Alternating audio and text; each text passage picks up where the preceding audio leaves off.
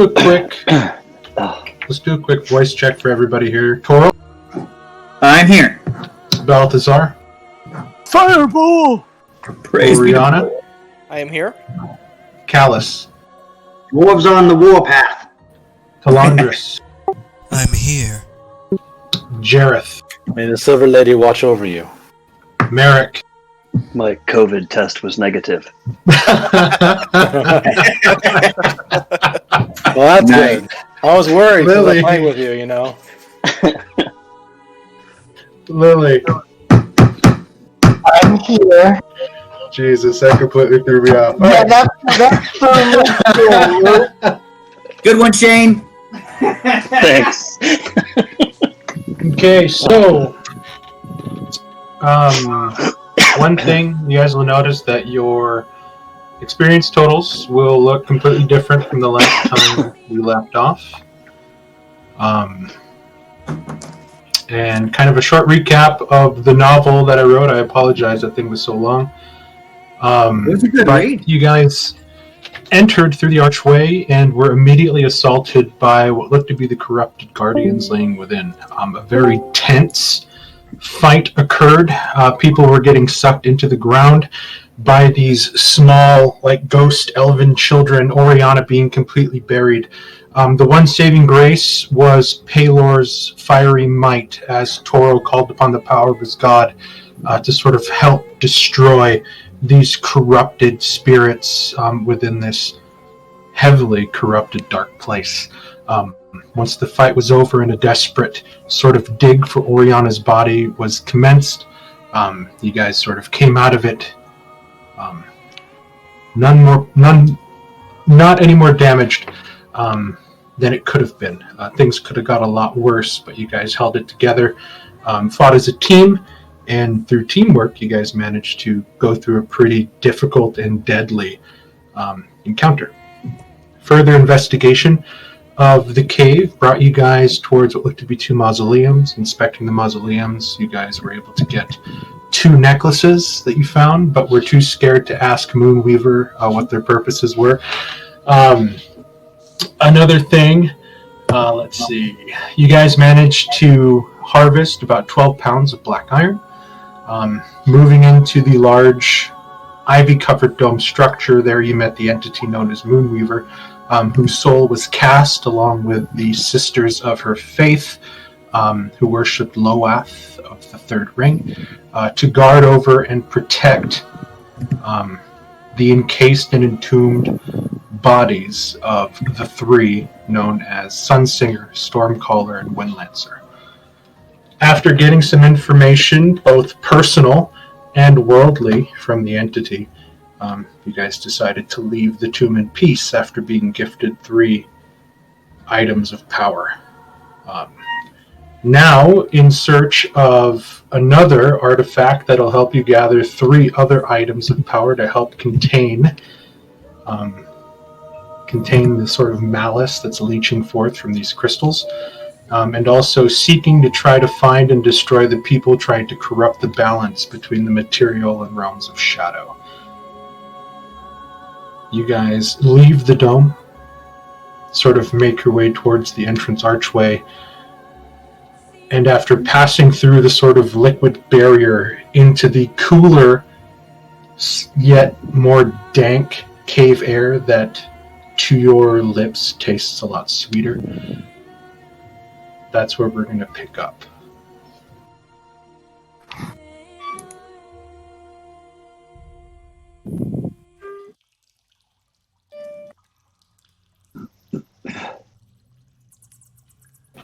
And I'll just keep you guys on the splash page unless you want me to move you into that room for ambiance purposes. I'm going to say that for a time, Jareth is like giving the impression that he's been kind of like given a revelation.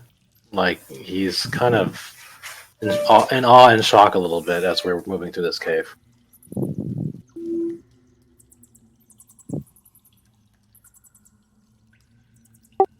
You guys would notice that Talandris is moving slower due to draining from those creatures. But he's just contemplating to himself the we all just took in the tablets and everything.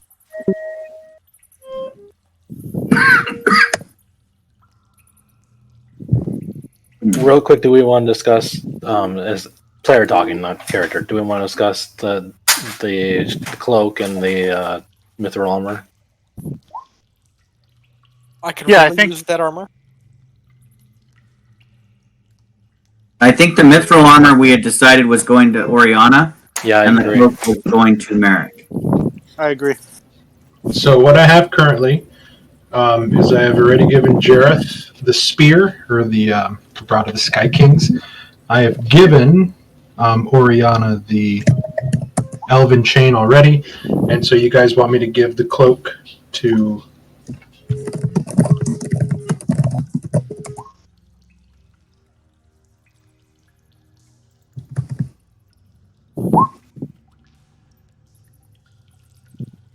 And I offered out the Silver Cat amulet. The only person who's mentioned they want it is Toril.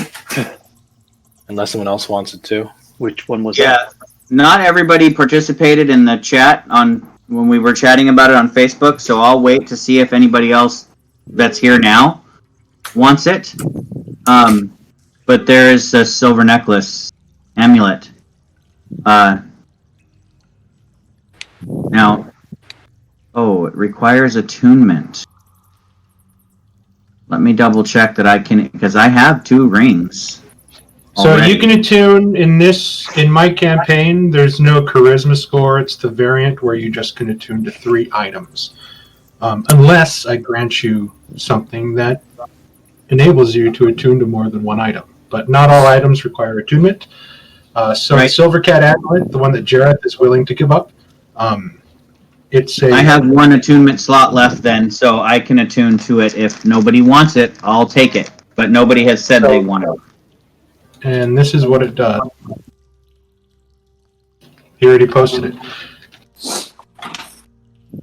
And the reason I'm thinking that it's funny for Coral to have is in the beginning of this campaign, I was jumping on rooftops. I didn't fall, but had I fallen, it would have been nice to not take damage. You know, Yeah, it sure would have. another Those funny can make combination us- for this is that if I do cast Fly on you and then I lose my ability to concentrate because of damage, it will save your butt when you fall. I have no problem with you taking the necklace. I actually have plans to try and craft some things for us with the black iron once it's cleansed. All right. Brad or Jeremy, do you guys want it? Brad's not here. Then Coral will go ahead and pimp himself out. 2 rings and a necklace. Am I not One a on each benevolent hand? god? That's right. I got to impress the ladies. If I got all the jewelry, I'm good to go. Alice says, I only need these to impress ladies, and then he will just flex. I know with that water walking ring and the necklace, you could literally just walk off the edge of a waterfall, jump onto the rocks below, and look at everybody. Silver Cat amulet. I will go ahead and on my character sheet. Did we come up with a consensus for the cloak?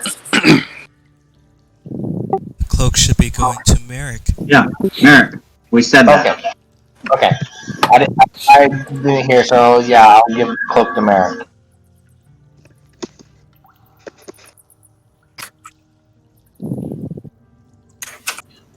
So just remember on the cloak, Merrick, Yeah. it takes an action to put up your hood. If I don't hear you say you put up your hood, I'm really picky about that kind of stuff. Okay. So you need to let me know that you put your hood up. Very picky. Can we say we took time to tune into these as we're walking and everything? Like, I'll say that you guys decided to kind of take a short rest on the outside of the archway, even though you're next to that humongous pile of dead bodies. It is actually a lot nicer out here atmosphere-wise. which is than funny it was wise, inside. yeah. You immediately walk out of the archway and just you feel the sensation of ambient temperature that you didn't feel in there.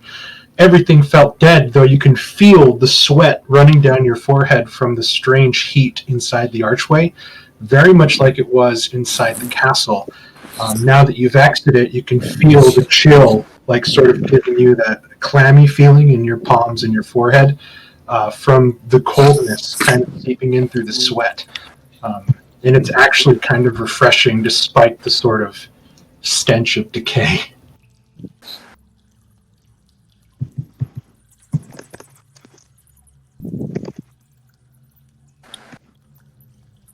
So we go after that power source that you mentioned below the sunken stairs.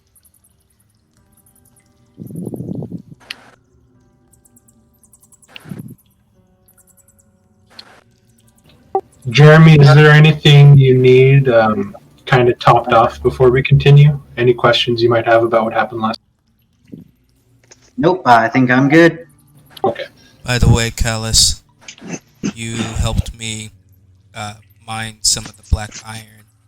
Probably once we're through with all this, I'm gonna kind of let you know the idea I had with it.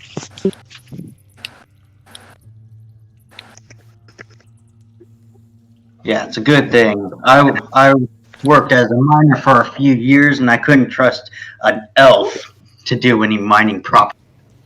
And you also know, Callus, that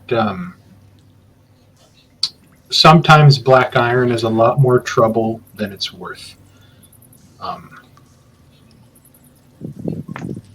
Talandris is very forthright in the idea that he can get this stuff cleansed and get the corruption out, but everything from your knowledge of like metallurgy and stories that you've heard, it's very difficult to do.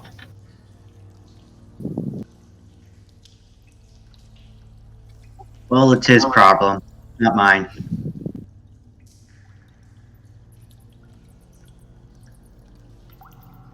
I don't think that's working.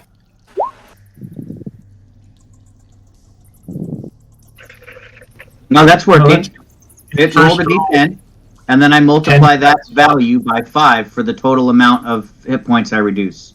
You can't Okay. multiply by 5 in the actual app. Well, that app So sucks. I just put it in there.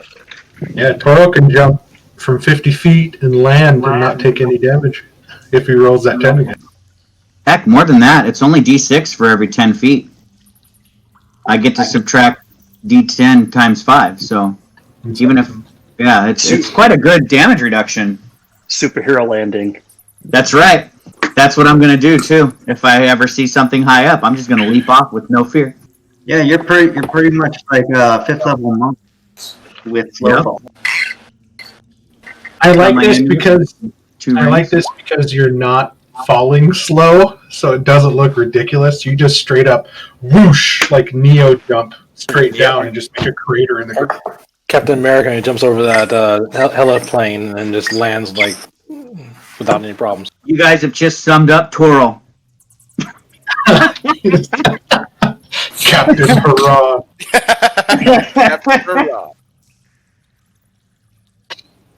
Okay, so after your short rest and kind of getting used to the new items that you've had, taking some time to kind of drink some water, eat some rations, and finish tending up to some moons that you guys weren't able to completely get rid of just because you didn't want to stay in place too long inside the dark cavern, you guys sort of groan as you look at the tunnel that you have to try to climb back up. Even with the aid of Callus's foot and handholds that he sort of hammered in, Talandris, you especially, are looking at this and just sort of biting your lip, hoping the pain will sort of give you some adrenaline to go up. And you guys begin to one by one crawl into the tunnel and begin to sort of pull yourself up towards where the rope is.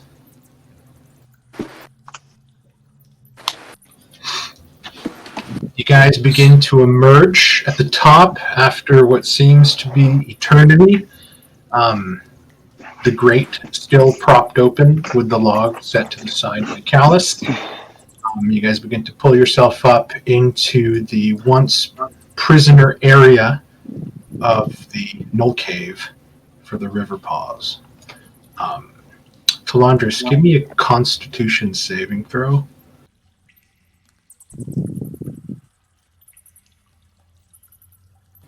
Okay, you do manage to stave off exhaustion, kind of pacing yourself and allowing everybody to go before you and climbing the slowest.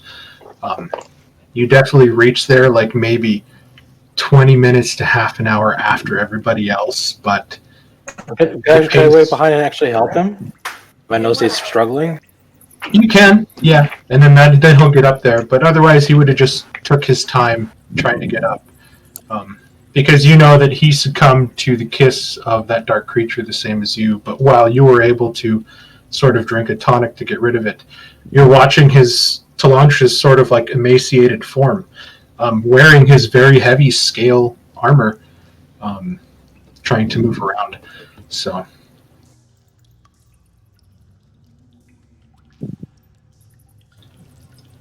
Okay. Making your way down the steps, back area where you found the original, like, large army posted that you guys decimated with the help of Balthazar's magic. You guys find yourselves in the sort of entrance foyer to this cavern tunnel structure. And I'm going to move you guys there.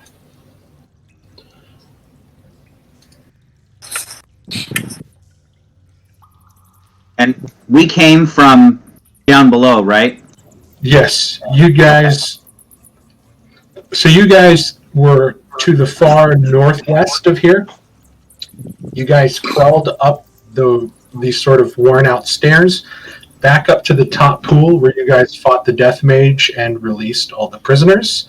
And now you guys have made your way down from that area into the large encampment area where all the hunters and the two sort of fastnals were, and now back to the middle entrance, as you can hear the waterfall to the east, a lot louder and clearer now through this tunnel, and you can feel the cool wind kind of coming in from that tunnel, blowing in, and there in front of you, you see.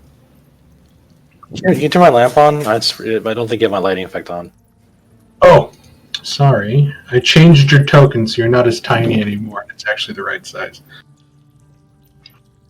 There Awesome, thank you. Thank you. I didn't want to interrupt. Sorry.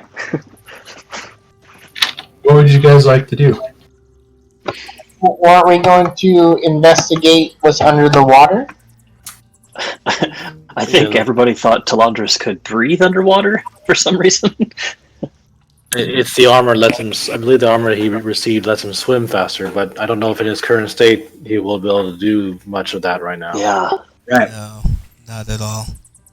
I thought we were pretty spent as a group.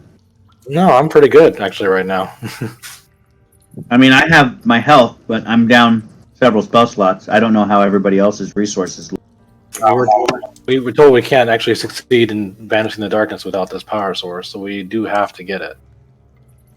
I'll be willing to go check it out. Well, I will stand by ready to aid anybody who needs healing if they get hurt.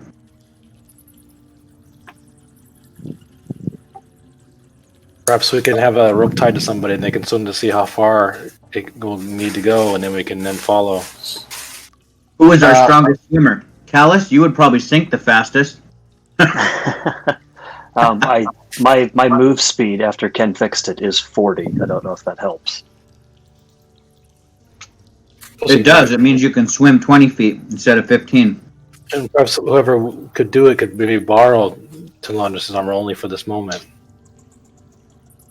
Also, Merrick, you are the only one who could actually triple move in the group. So you could actually swim 60 feet in a turn. Was Talandris' problem because he's exhausted? What was the condition he's He's facing? got an 8 strength right now. Oh, gotcha. Strength sucked out by the creature we fought. So with his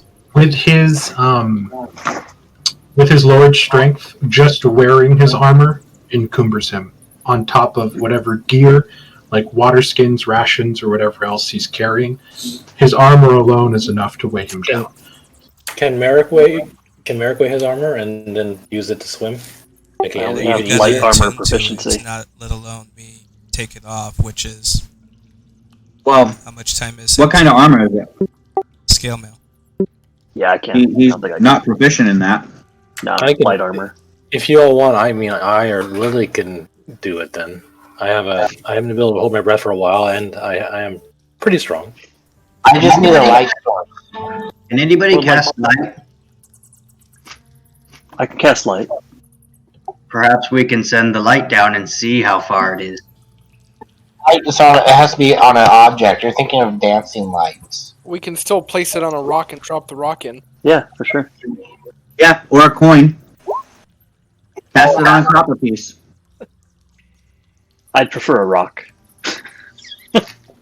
So the problem you guys are going to have is it's a staircase, so it's at an angle. So if you take a rock, cast light, and throw it in, it's going to land on one of the steps and not go any further. So does anyone have a slinky? Water like light. Could I? What if I just use one of my spear and I will throw it like a torpedo, I was thinking And my then- crossbow. and then it will be long enough that when it collapses on the stairs, it will slide down. That's a Well, pretty good idea. I could also use my mage hand to carry that lit pebble down the stairs. He could. He can carry it as far as he can see. 30 feet. And furthermore, with your mage hand being invisible, the light would shine right through it. It'd be like just a floating light going down the stairs. We know that this stairs just goes down to some place, but we don't. I mean, it's not going to tell us much beyond that. I mean, we have to see if it goes someplace. If it going down then takes you someplace that has an air pocket.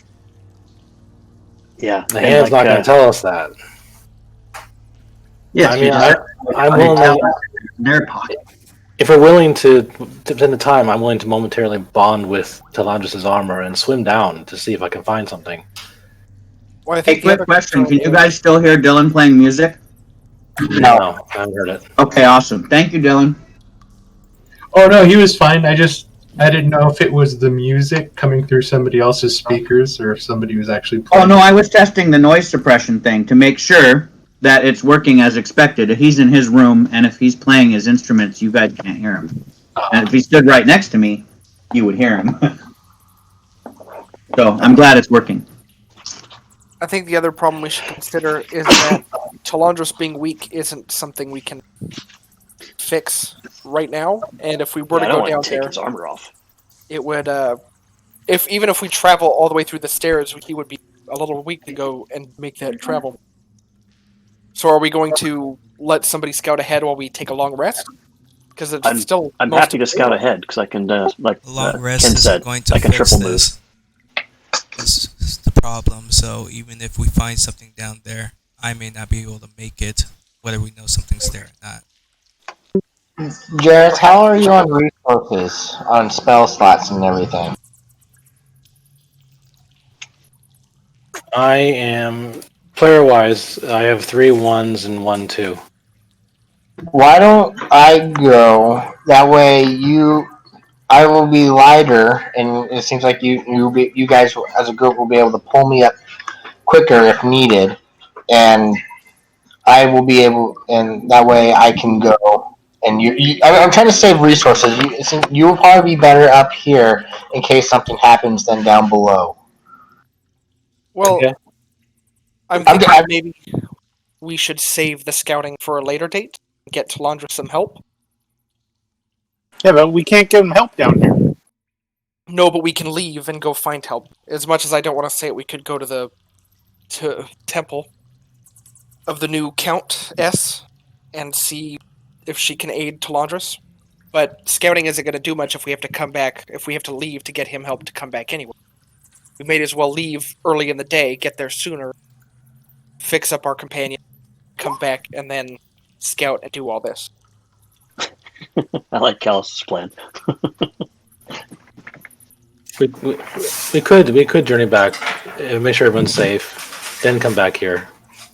I think it also could be good to potentially get supplies from the town. We don't know what they have. Maybe they have potions that can help us breathe in water or spell scrolls. Oriana does have the ability to craft potions if you guys give her enough time. We have that as well. She just needs to secure some components needed to use it, and Balthazar and Jareth have already visited somebody that has a lot of plant-like organics to sell for spell-like ability. Yeah, if they can get a recipe for like a potion of water breathing or something, that would allow us all to go together. So yes, as much as scouting would be good, I think it might be best to wait just a little bit longer. Okay, then sounds like we agreed to leave, check on the status of the people who got back to the camp, and then go back to town.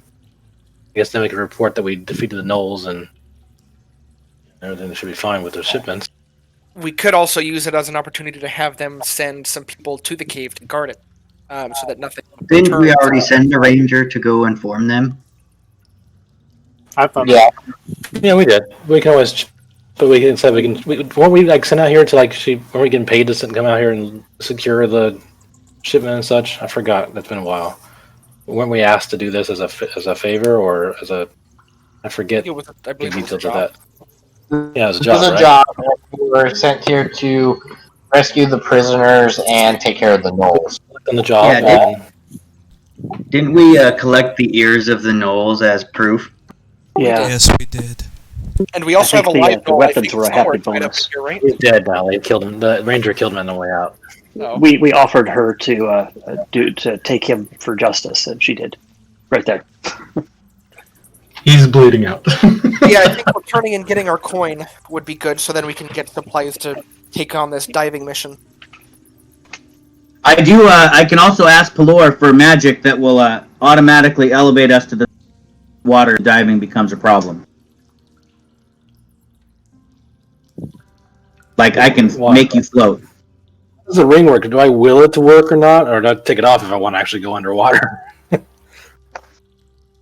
You'd literally have to take your ring off to go underwater. Otherwise, you're just constantly floating on the surface. I'd have to be like Frodo. Okay, I gotta take it off, and then I want to rise again. I put it back on again. Yeah, when you put it on, do you see the Eye of Sauron? They were not.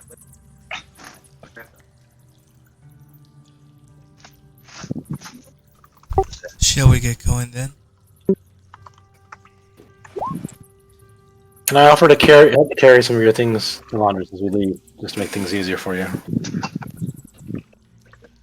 You can assist with the ore and the tablets. Okay, I'll carry whatever I need to carry that he's not encumbered. Oh, I'm still gonna be moving slow no matter what with the armor. There are horses outside the cave, right? I believe so. I believe we had to walk here because it was too thick. Oh yeah, we had track it. Yeah, you're right, we did. It's at the town. Let's just start our way back. I didn't give you guys the experience last time, did I? For the ghost fight.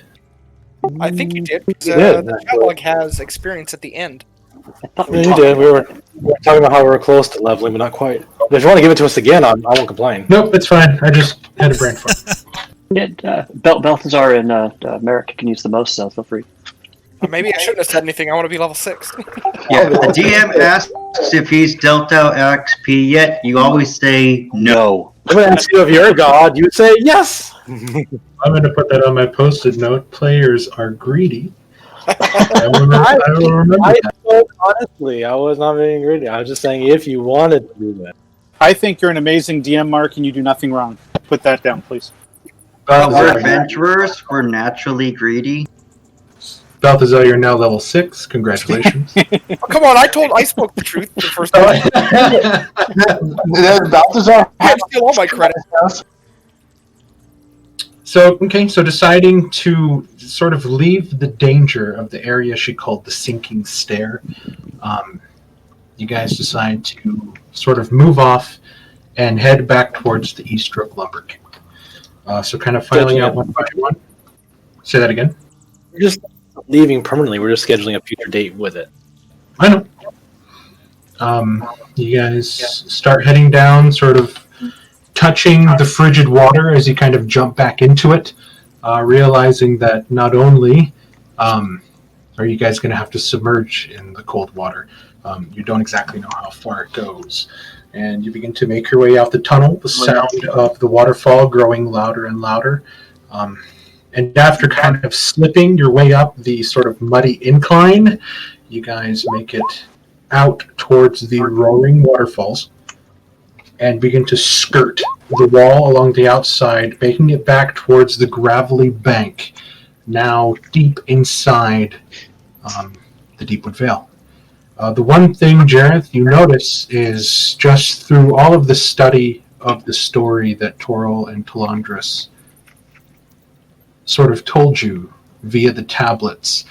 Who's carrying the tablets, by the way? Because if you guys are taking all three, you're now carrying about 60 pounds of marble. I might offer to carry one of them. No, I can carry all of them. I'll carry them. Well, I had originally grabbed them, but if Jareth wants to carry them all, I can hand him the extra 60 pounds. That's fine. But I was the original one trying to read and research all of that. Okay. I'm a bird, so I can carry them. Just from your deduction, Jareth, as like through Toril and Talandris explaining what the tablet said, you kind of look up at the waterfall, and you're expecting to see a sacred mountain, because everything points to the fact that these tombs were laid to rest here, in the sacred mountain. Yet there's absolutely no mountain in sight. I mean, the waterfall is probably about 60 feet up from the base of this kind of basin that you guys are standing on, but for the most part, no mountain in sight. So it just kind of gives you an idea of kind of how old everything is, and especially the area. Away.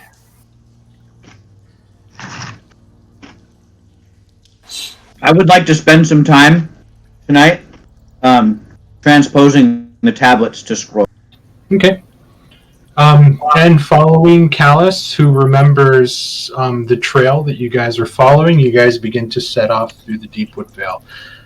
It's only about midday now since you took your kind of rest inside the cave, and you're kind of surprised to see the sun directly over, shining through the tall canopy of trees. And you begin to move further out. Give me perception checks.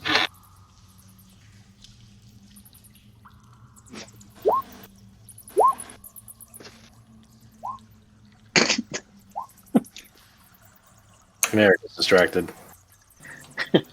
Alice, you hear at first the sort of snapping of twigs from steps, and then one by one, Callus sort of points to his ear and points forward, and automatically Talandris and Toril pick up on it. And everybody eventually begins to sort of pick up on it, but Merrick is still kind of looking behind him at the side of the waterfall as they're making their way until he picks up on the noise. And it sounds like a large party moving through the woods.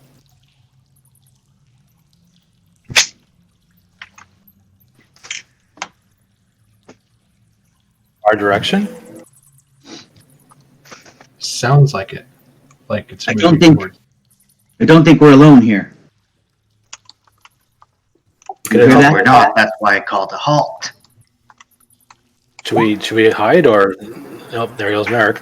Good. Merrick has vanished from the face of the earth, and you're like, where did he go? I pull that filigree bow that I picked up free, just in case. When you say party, do you mean like a party, or like a just another group of people? It's one of those bar bikes that you see going down the street with people cycling, and they're just making a lot of. No, it's a large party of something, like a large group, I guess I should say. Given that Merrick is actually, did you disappear? My passive perception is 16, so you didn't disappear from me at all. He kind of touched some poison ivy and yelped a little bit. Kind of gave away his position, but My passive perception 17, but I actively failed that.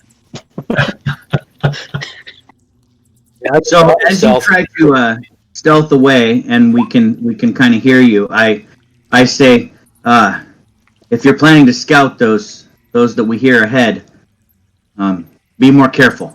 They might see you.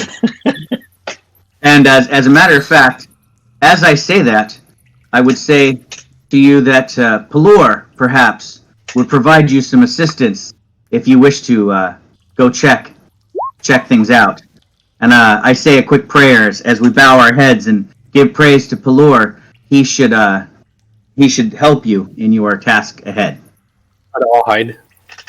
As Toril is done sort of like saying his sermon, you realize that the walking and the sound of whatever group it was is gone.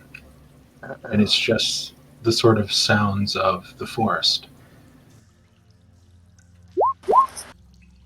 If I need to, like, rain right on us, hide us all.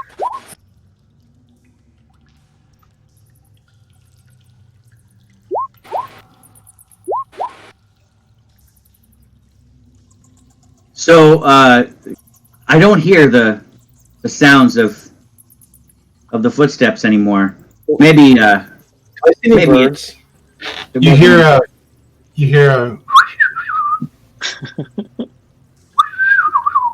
these sort of bird calls whispering out. And coming up behind you, Merrick, with hood up and a sort of short sword, like kind of rising, and you sort of turn to look behind you. You see the figure kind of take a step back and relax, and you're staring at what looks to be a ranger, kind of camouflaged with a deep sea green cloak. Huh. He kind of pulls his hood back. I'll pull my hood back as well. Fuck. You guys gave us a scare. It's all right, boys. It's the one the girl told us about.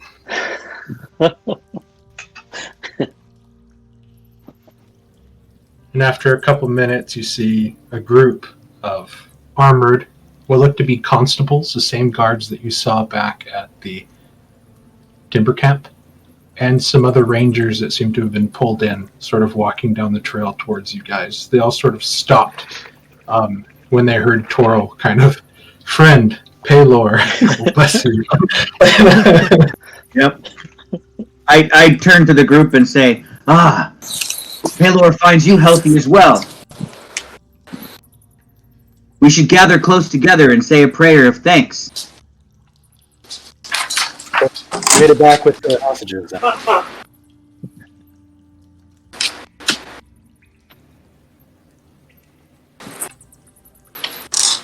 I asked. And you see that they're all kind of looking at you guys and noticing that you're not carrying any kind of like the crates and stuff.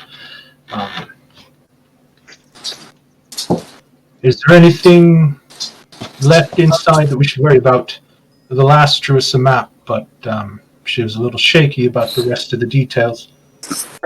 No, we pretty much cleared out the main area, the cave.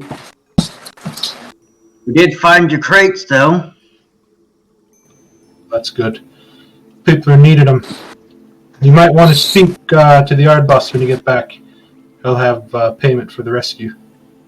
I will say, avoid the sunken stairs, and avoid the tunnel that goes straight down past the metal grate. There's no crates down there, only death. And stay out of the water. We haven't checked that yet. That's why I said the sunken stairs. Yes. Yes. Our only orders are to try to bring back as many as the weapons we can, but thanks for the heads up. Yeah, I'm all through the knoll areas, but the great area that goes down is a steep decline. There's nothing down there besides death. I would avoid that. Let's open it. Pretty clear on our end on the way up. Shouldn't run into anything, at least we can think of. About, Well, the gnolls that had terrorized the local area have been dispatched. Hoping so. entirety. Yeah, I don't think we left any of them alive down there. From everything we have the our- last said, there wasn't any sort of women or cubs inside, so we're thinking that this was just a raiding stop. That's But what if it they're all gone, then maybe the tribe too weak to continue. We can only hope. Am I the only one here that's disturbed by the Knoll Wolf? What was that? I said, am I the only one here that's kind of disturbed by the image of an old woman?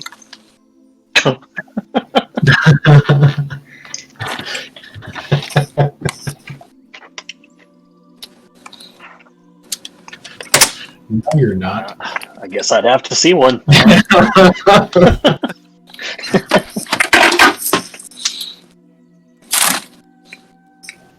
So, saying goodbyes, you guys begin to head in opposite direction. That group moving towards the waterfalls, sort of keeping an eye. The same sort of rangers kind of scouting ahead.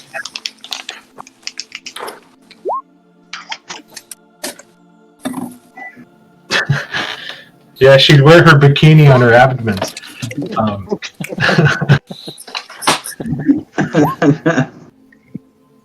And after a good hour and a half, 2 hour walk through the woods, passing through the original clearing that you guys passed through and picked up the trail, that large group sort of not really being stealthy, just kind of moving through whatever they wanted to, kind of their trail's much easier to find than the knolls. You guys find yourselves back on the north side of the Eastbrook lumber camp. Hailing the guards, they open the gates to let you in. Over in the corner, you guys can spot your wagon. What would you guys like to do? We're just at the lumber camp, yeah? We're not back in the city? That's the wrong map. We're not in the city yet. To this one. You guys are on the far, like the most northeast corner of the. I'm gonna walk over to my horse and pat him on his neck and everything, rub him down, and probably load up what I can as far as it's on him.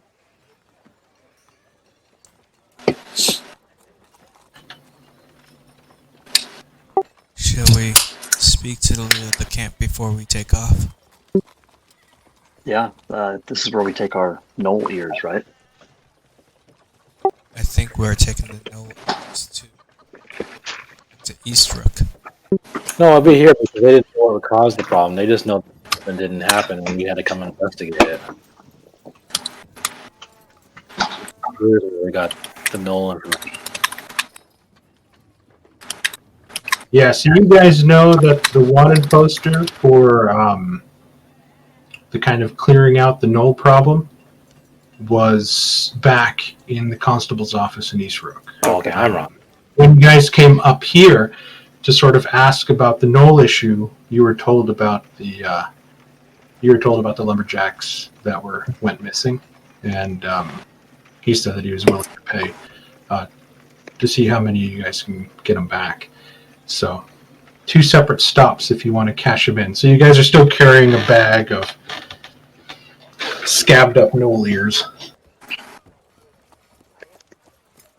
I gesture and put them in a jar. I was kidding. So the null ears are for Eastrook, but we still need to speak to the leader here. Yeah, about the weapons we found for them.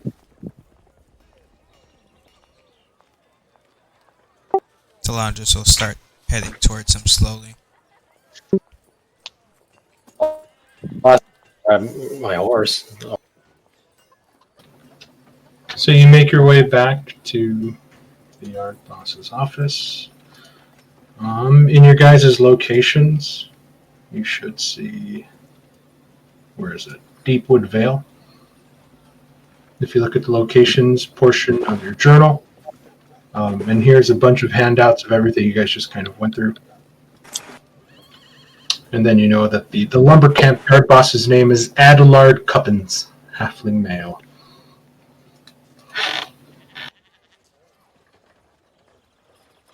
Yeah, I found it. Thank you. Talandris, you make your way in. You open the door.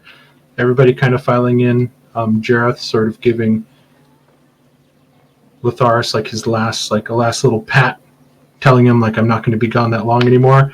And you guys follow in the corner in the cot. You see the girl that you guys rescued,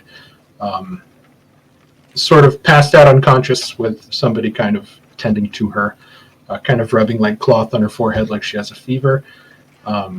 And Yard Boss kind of sees you move in. He's like, oh, you guys did some good work there. I know we lost a couple of them, but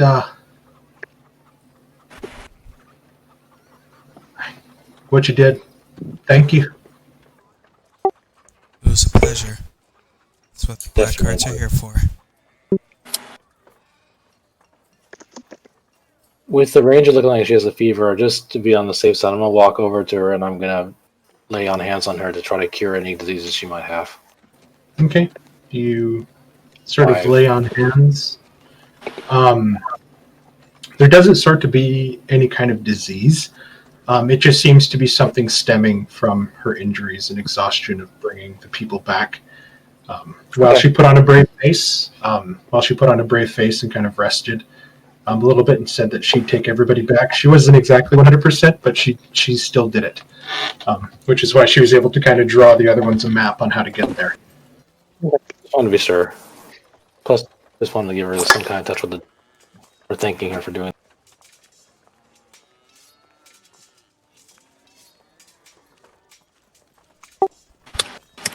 Everything is clear back in those caves. We let your men that reckon that would know where to pick up the weapons crates. Do y'all plan on staying here for a while? We'd be more than happy to have you. Or do you have other business to tend to? We actually plan to head back to East Rook. Got a few things to pick up there. We'll actually come back through as we're going to check on something else within those caves. All right. Yeah.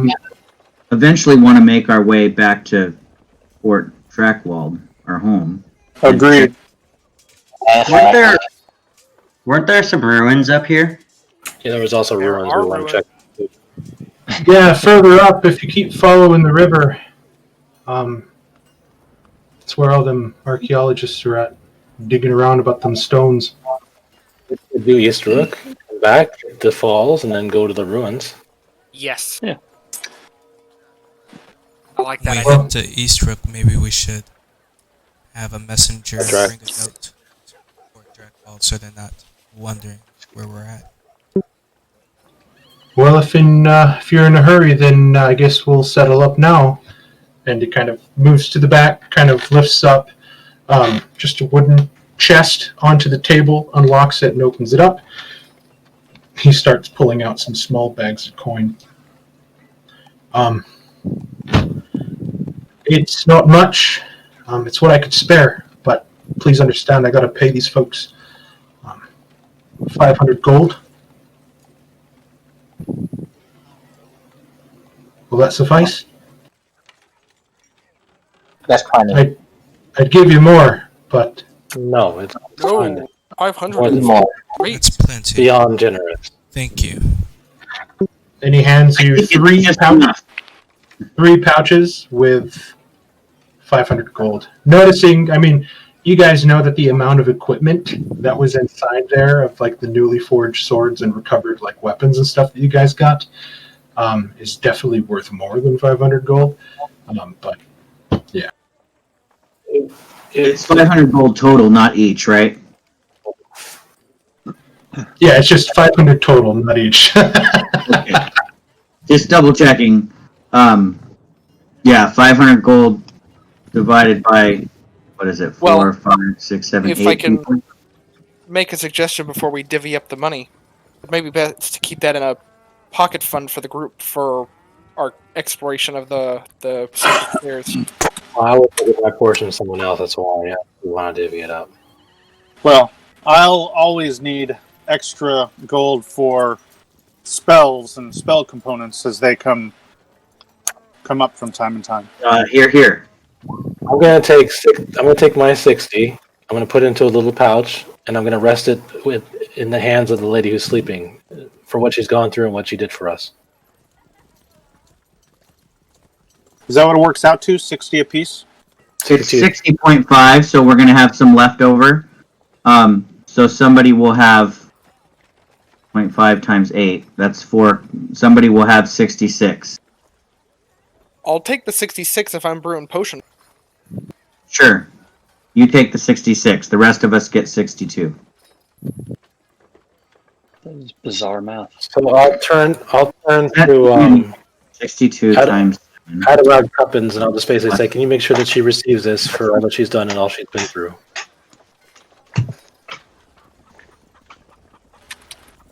I give my portion to her. He says sure and tosses it back in the wooden bench. And Sorry about that.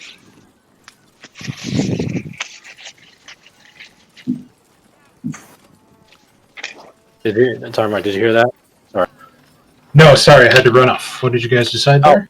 We just divided the money up. I put my 62 gold into a pouch, and I basically am placing it in the hands of this resting ranger. And I turn to Adelard and say, can you please make sure that she gets this and for all that she's done for us and all she's been through? I can do that.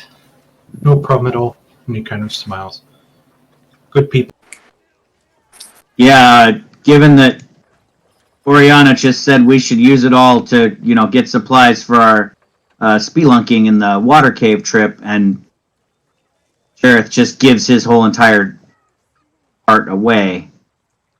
I think what we have should be more than enough. We have With- 62 each, right? well, If you're planning on doing some exploration in water, you might want to speak to the owner of the Ruby Dragon. Oh, Gilgallion? Yes, that's him. Oh, that is a good idea. I do know him pretty well now. A couple conversations I've had with him when I've been in town, and he was a fisherman. He kind of did some schooling for some wizardry stuff.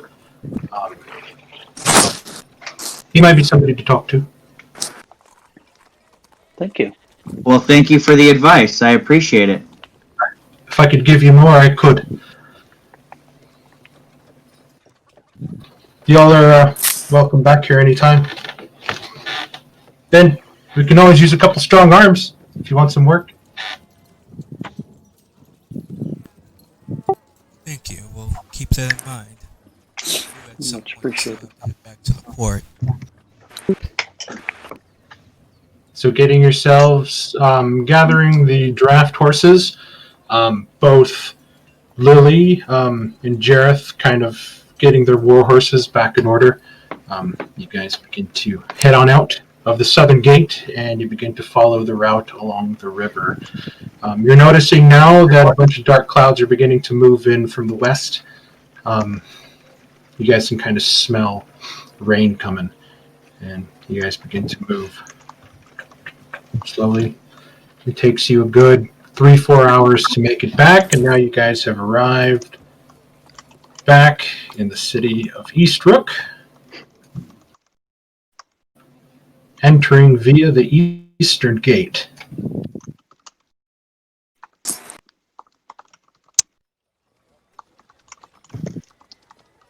Maybe we should go cash in these ears as proof. See the church.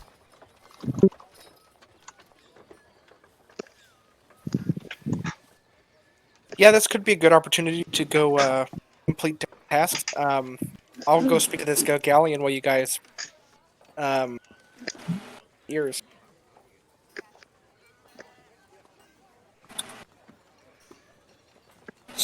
Okay, you guys are going to split up a bit.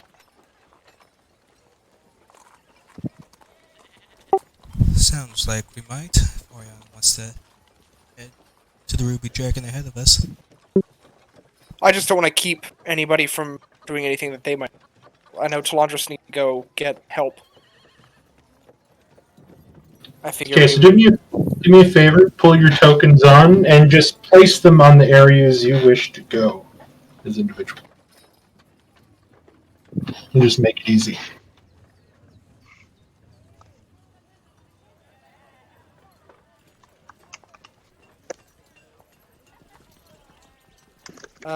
That was where H? Is that what it was? Where are you headed to, Oriana? I'm gonna go speak to Gagalion about spelunking in water. Yeah, since that's going to have some magic related, I'm going to join you. Just trying to remember where his shop was. The Ruby Dragon is located at Orange F. Ooh, I was close. We have a map of this place right here. It is, Town of Eastrow. Yeah, I was just... Red H signifies that you're in Rosepool Borough, which is the kind of more affluent side of town compared to up. I should fit right in with my fancy new elven armor. Very shiny. I love Talandris around town. Mark, about where would the aviary be used to send letters? You remember that it was just over here in the Card Rain Open Market, since you sent the letter kind of before you guys set out towards the lumber camp the first day. So you make your way there. Who are you sending a letter to?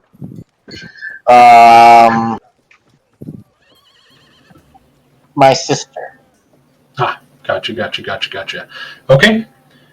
So you guys kind of split up. Some people jumping off of the wagon.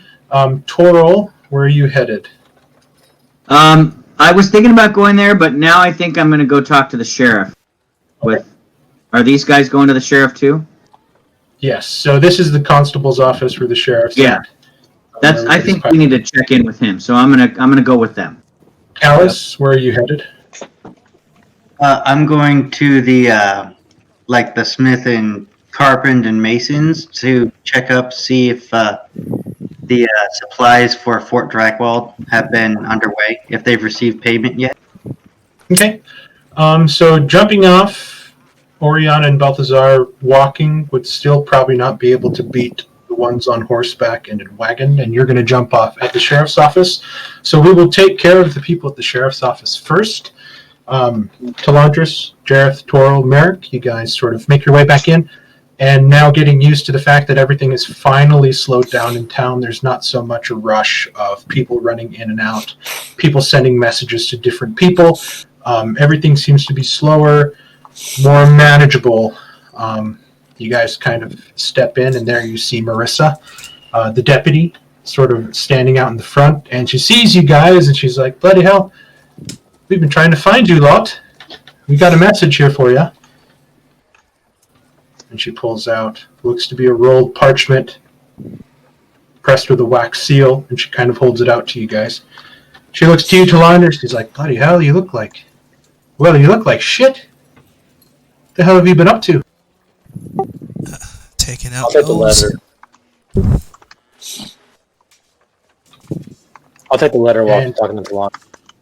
You take the letter, and it is a black wax with just a simple symbol of a heart on it. You crack it open and immediately roll it open, and there you read a note that pretty much summarizes as, where the fuck are you guys? Your 5 days are long overdue. Whoops. Go back to Dracwald first, then go back to the thing. Yeah, they sent some scrawny kid here. Never seen him before. Kind of dropped this off. Told him I saw you leave. I wasn't exactly sure where y'all was going, but told him I'd give it to you. If you need to speak with Root, he's in his office. Thank you. And I'll head towards his office. Kind of knock on the door. Come in. Kind of sit there, and there's Sheriff Steiger just kind of sitting at his desk, and he looks up, kind of takes the glasses he has and kind of puts them up over his forehead, sets the paper he has aside. Well, how are the knolls? We'll set the bag down of the severed knoll ears. Not on the paper, son. And he kind of like I avoid scoots the over and papers. moves It's some just stuff aside. How many you got in here? He kind of opens it up and he kind of looks in and he kind of pulls his head out from the stench. all the ones that were in that cavern. Also found the So a total of 35 gnolls, 10 gold.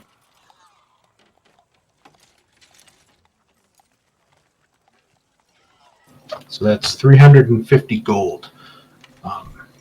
He sort of writes out a slip. He's like, give this to Brissa on your way out. She'll get you paid. It's a good thing you did up there. These fuckers are everywhere. We plan on returning there and then also moving over to the ruins if there's anything you need done around the ruins. There's nothing that we need around the ruins. That was posted by the leader of that outfit. Name's Hadali. She's a little gnomish. Seems to be running the digging operation up there, and they're kind of exploring. Apparently, they sent some men down into a tunnel. Thank you. Screams, and then after that, nobody wanted to go down, so they kind of don't know what happened to the party they sent in, and they've kind of barricaded off the tunnel since. And that's kind of why they need some help up there. But you guys are more than welcome to check that out. I can't spare any more men than the ones I have at the lumber camp. I mean, they've got their own private funding, that Explorers League, so that's kind of where I stand on the topic.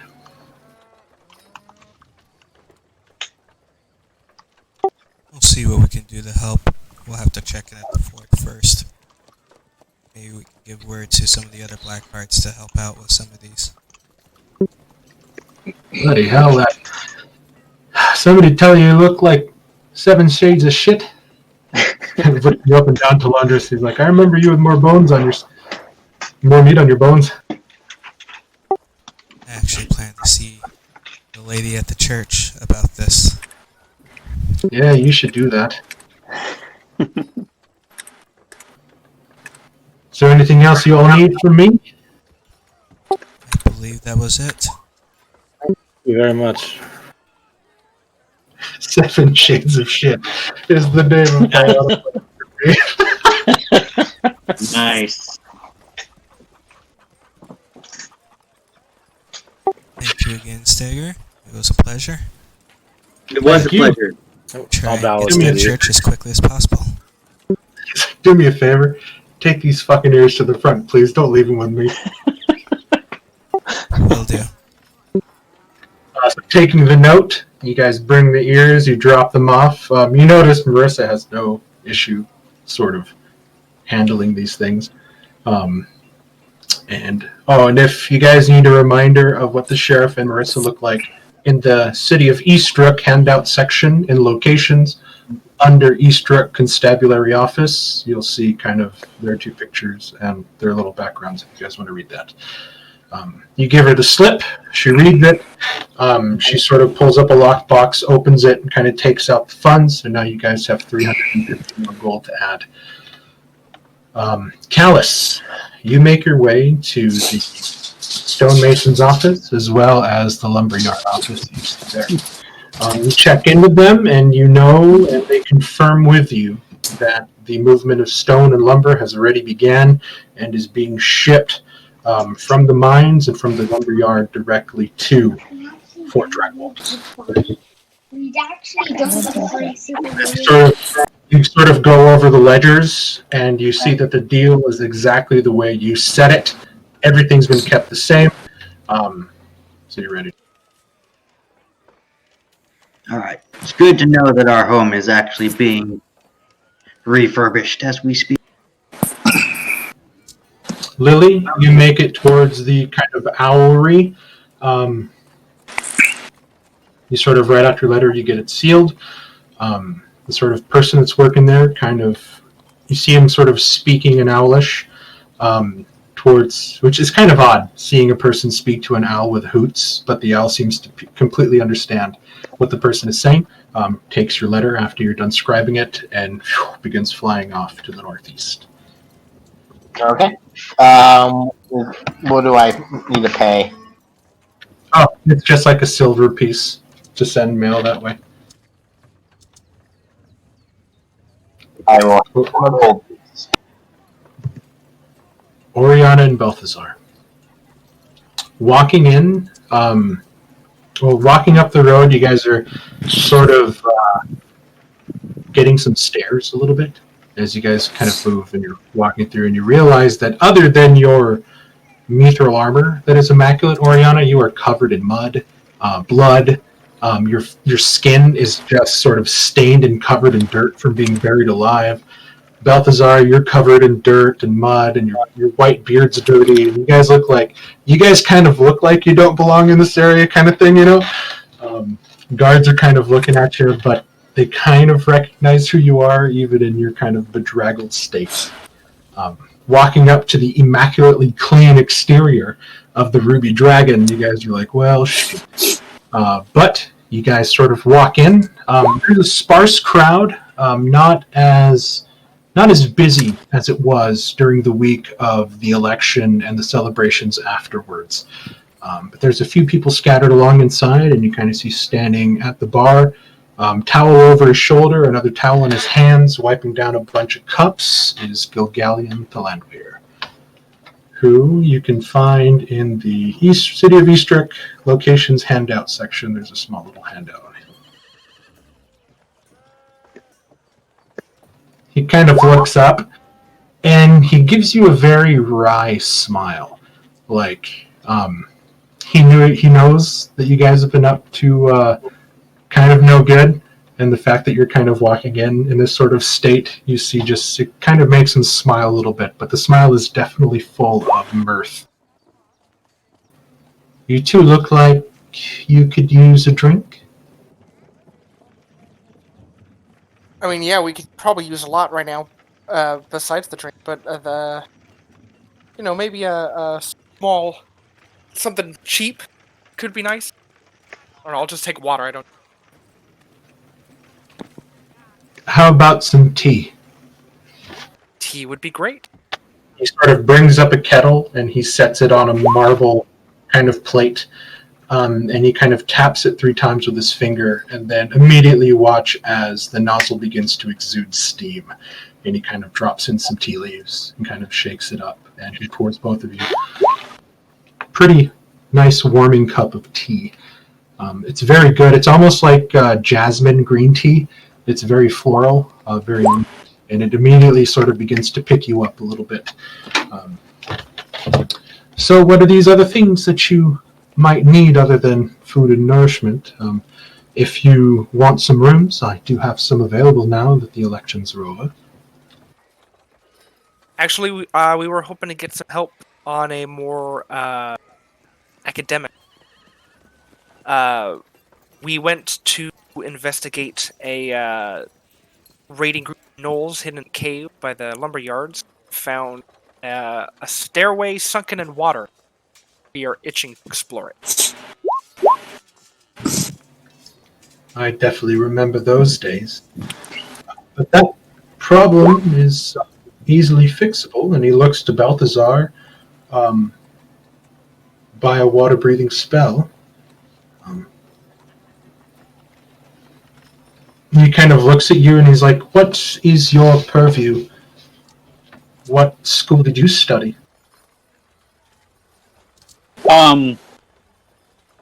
Shit. Evocation. That explains it. Transmutation is not available to one such as you. Exactly. However, if you give me some time, I might be able to write a scroll of water breathing for you to use, though that may take me a couple days. Or, if you want, I can join you. He kind of smiles. I haven't left this place in quite some time.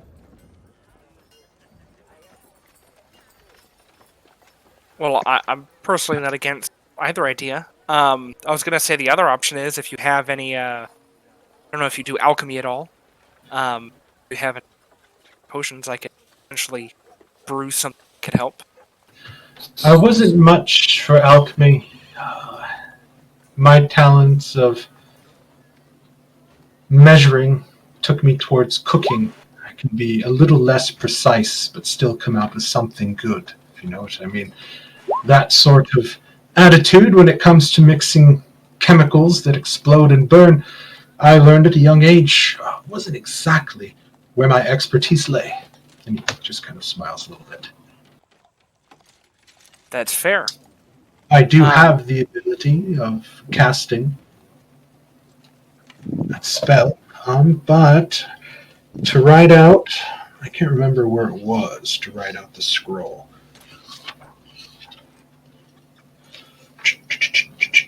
Magic item price.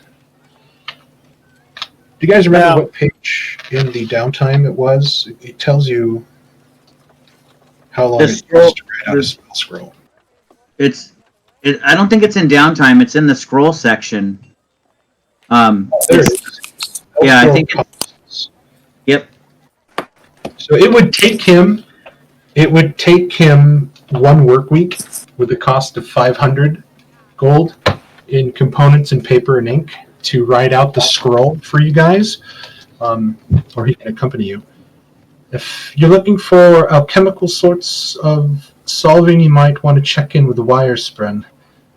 He's a strange gnomish man, but he does well. He plays with potions.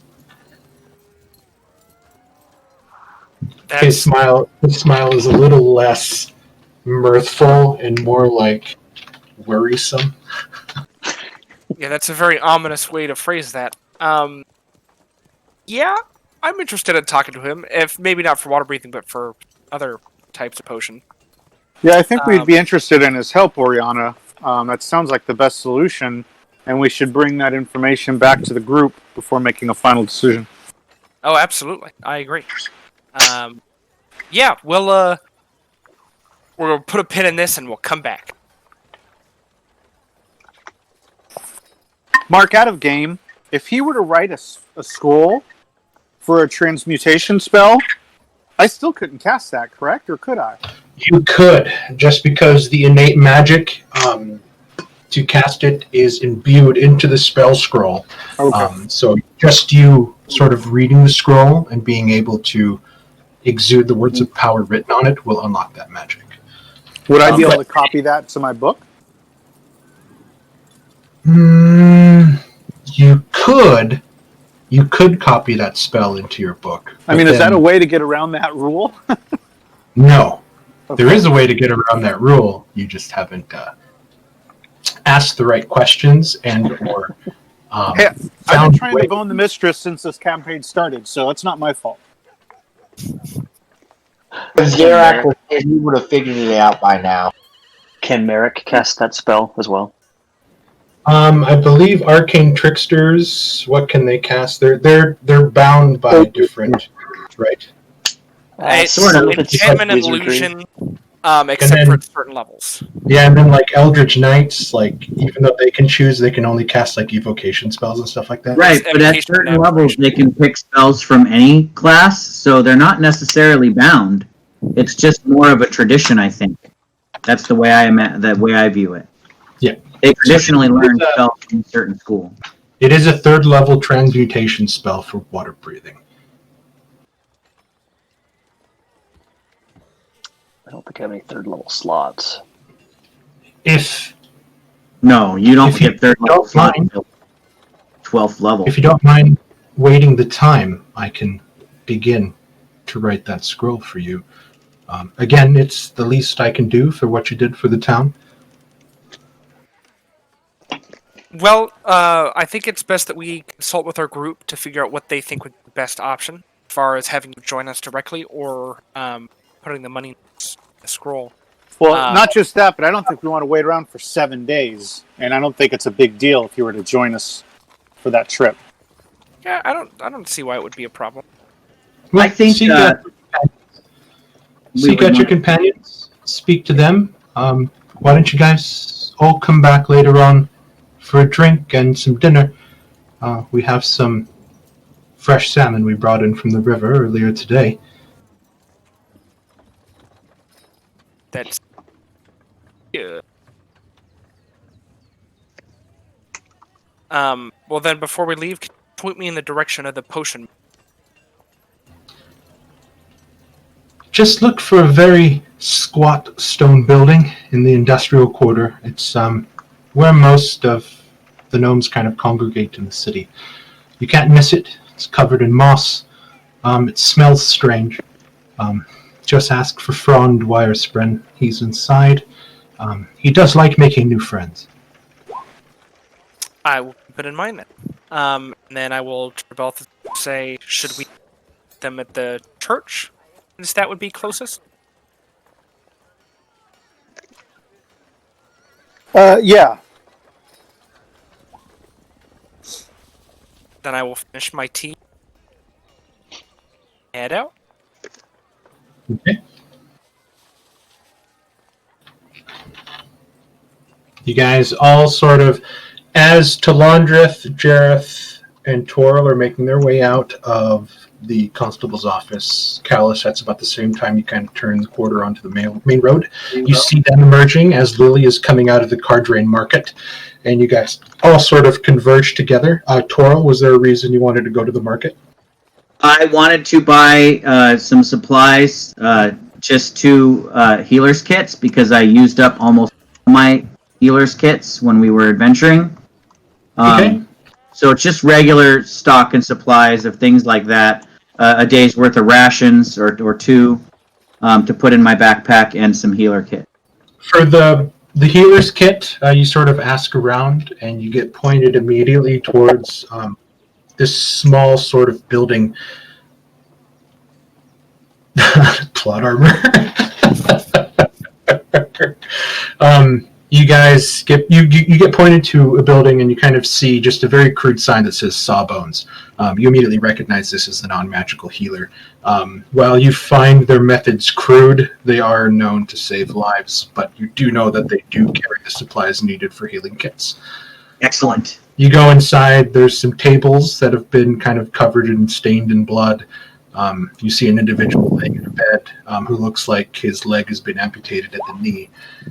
You're kind of greeted at the door, ask for your supplies, and you can go ahead and replenish your healer's kit supplies here at any time. And you can pretty much find rations or any sort of food you want to buy as rations anywhere in the market area. You can either buy them fresh, or you see a lot of places with like preserved like meats and stuff like that you can get.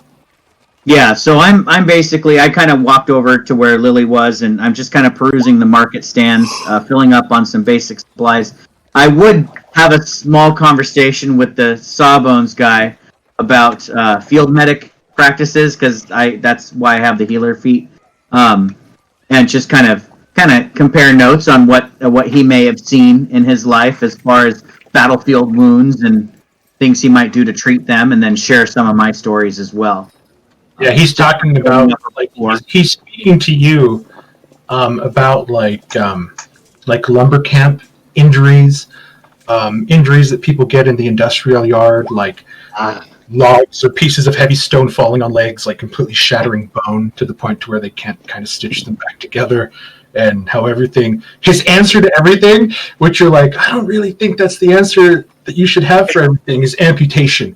Like, and it's like, he just nonstop, and he's like, yeah, I mean, there was one time this guy just got a nail through his finger.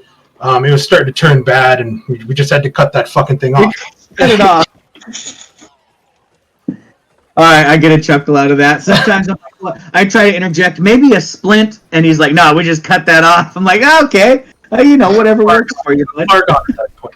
And it's just kind of spreading stuff. Like, might be able to teach these people some more civilized healing, but you can kind of see he gets the job done for what needs to do. So. Well, I'll be back to help him with some medical practices later, but I'll take the kit supplies and join the group. Nice. I like this. Talandris, Jareth, Merrick, and Callus. As Toro kind of shoots off towards the market district for a second, he's like, "Hey, can you hold on for a second?" Real quick, before everybody shut off, I wanted to share the letter saying, "Hey, we're being called back," like the Callus and everybody. Wow. There is an individual that begins to walk up to you all. He's kind of holding a hat in his hand, and he's kind of sort of crumpling it like he's nervous as he begins sort of walking towards you. An old man, gray beard,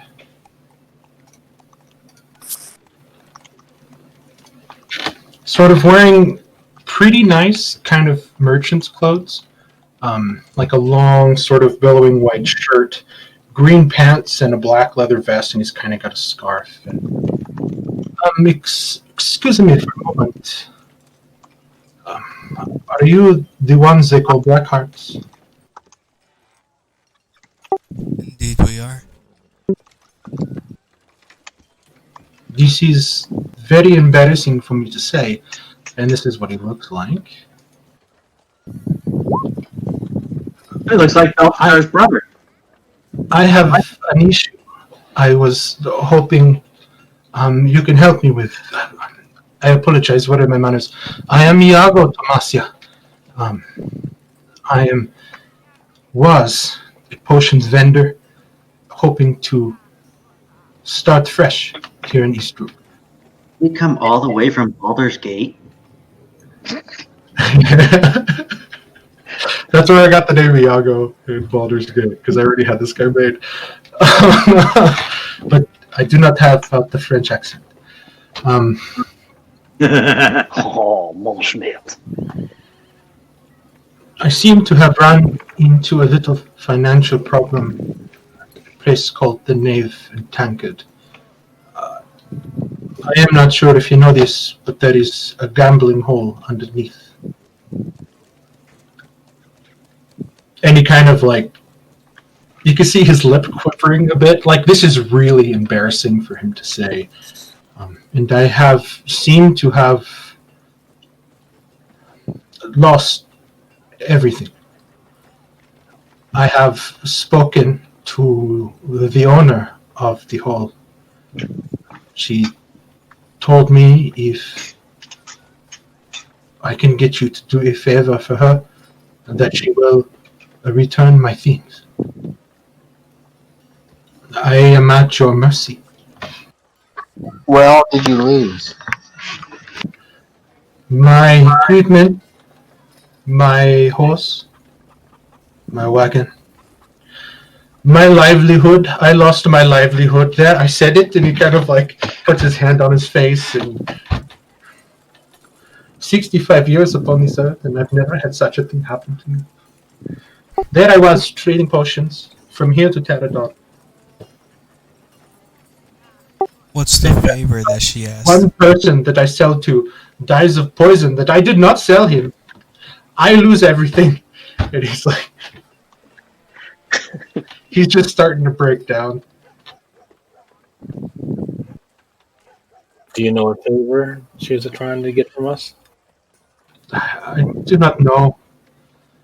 She heard of the things you did in the town, some of the connections I believe you have. The place is called the Masked Hand.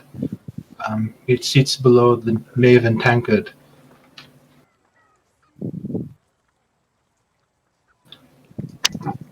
Can I tell her you will come? We would have to discuss with the rest of our group, especially since we've been sent back to our leader. We'd have to decide if we can do this now or if we have to come back. But You can, And I can get back. you can find me at the Knave and Tankard. I will await your answer there. very well. He just kind of bows. And he begins to move away. And you can see, like, even in his walk, he is a very downtrodden individual. At this time, Toril walks back up, sort of some bundles in his hand that he kind of throws over his shoulder. Toro, you watch as an old man is walking away from the group and kind of like discussing amongst themselves. Orion and Balthazar, you guys have arrived at Our Lady of Gold Chapel a long time ago. Are you guys just waiting outside? Yes. Okay. You see the same sort of movement up there.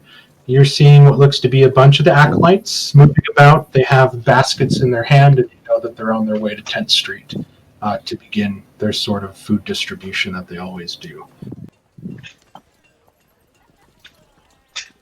That's B, right? Or D? No, it's B. You guys got the D. D is the city distillery. So Did we? A couple of people mentioned they wanted to stop at the bank and bank some gold. I'm not. I'm immediately heading to the church. yeah, if you guys want to bank some of the gold that you have, I'll say that you just find time to do it. Okay. Yeah. It's easy enough for you guys to keep track of. And just the point of having the key is whenever you want to spend money anywhere, especially like here, you just show them the key, they write a slip, they send it to the bank, and the bank pays. And they deduct it, and you guys don't have to worry about any of that stuff. I have one quick question. Is there time also, to send a note to, using that same service Lily did to, can we do that? Send a note to Fort Dreckwald? You can, yeah. I would like to send a note quickly just saying that we are all live and well, that we were assisting with the clearing of knolls in the lumberyard, raising the black hearts to a greater standard in this town. We will try to return as soon as possible, though we're still assisting people. Ask about your mom. What? Jesus. Yeah, you go ahead and you sort of ask Lily. Lily kind of points you over, and it's pretty easy to find. We'll just say it's like very Harry Potter-ish. There's just owls everywhere, flying in and out, and you just kind of walk in, sort of send a letter. Again, you see them speaking, using the speak with animals kind of spell to talk with their owls. I would understand that. I understand the owls too now, actually. There you go, and the owl kind of takes. Oh yeah, you can speak to the owls as well because of your rod. So you can definitely understand everything that they're saying and speaking. And you watch as the owl takes your letter. You pay him a silver piece, and the owl flies off, delivering your letter, which should arrive there probably the same day, with just how close. I'll trust you to take care of that. I'm feeling very sluggish, so I'm going to start my way towards the church. It's just fuck you guys, and he's just like walking through.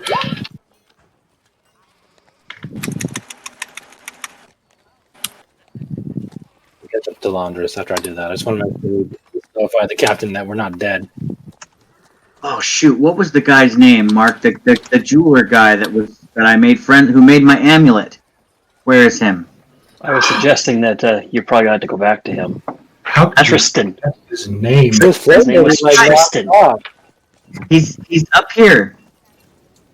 He is right here. I guess I should make a letter for him. I like He is that right guy.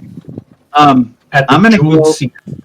Yeah, I'm gonna go talk to him because I can send him. I can have him go to Dalen Trust Bank and take out 250 gold pieces, and if he could exchange me some diamonds to add to my pouch, I can actually bring someone back from the dead if they die. Yeah, Merrick's going to join you because it's going to be him. So yeah, Where are you? I have Are you to following? I'll go with Alice and Merrick just because. Callus, where are you headed to? Are you going to head to the church? Yes. Okay. Balthazar, Oriana, after what seems to be a long, like half an hour, you sort of look down at the road and you see kind of Talandris kind of sluggishly making his way up the road. Behind him is Callus and Jareth as they're sort of looking around. And you guys do arrive at the chapel. What do you guys want to do inside? You kind of walk in and you see there's not a service going on today, but there are kind of acolytes running around wiping, polishing the wood benches. And it's the same. Nothing's really changed inside. Wherever the Countess is in. The new Countess. Yes, I will fetch her for you. Give me a moment. Thank you. The acolyte kind of walks towards the back. After about 3 minutes, you guys see the face of High Priestess and new Countess of Eastrick, Felicia Serhort, kind of run around. She looks and she smiles. Very one of you. She sees Oriana, and seeing that, remembering Oriana's trepidation the first time she was in here, and seeing Oriana back in, like, her smile is very wide. It's so good to see you all. A lot has been changing around here. I heard from the sheriff that you were helping out at the lumberyard. I hope everything has gone okay. For the most part, and I'll kind of present myself. Had a little scuffle with some gnolls and some otherworldly creatures, and this is what's done to me. I wasn't sure if maybe you had it within your power to return my vitality. She kind of begins to kind of run her hands over your face, and she's like, "What did this to you? I've heard of the capabilities of gnolls, but I've never run across one that could take your life force." These were dark, corrupted spirits we found deeper in the caves. Care to shed any more light on that? Children-like spirits, and then women with long, dark, possessed hair. The women themselves, the ones who did it, they would reach out and tingle you with their hair, and then bestow a kiss upon you forcefully. Through that kiss, they felt like they sucked out my strength. That had happened to me as well. Was this a burial ground? I would say more, but yes, I do believe it was sort of a burial ground and also a place of imprisonment for an ancient evil. Ancient evil, you say? I kind of just give Jareth a stare. I don't notice. I'm glad you all came back in one piece, but do call me surprised that I see only 4 of you here. Are the others okay? And she kind of looks at you guys, kind of worried. Everyone just is shopping. fine. We were able to help the people escape from the gnolls as well. The good fortune of the Lady watches over you. For your help for the church, we pray daily for your safety, for everything you've done for us. And still do.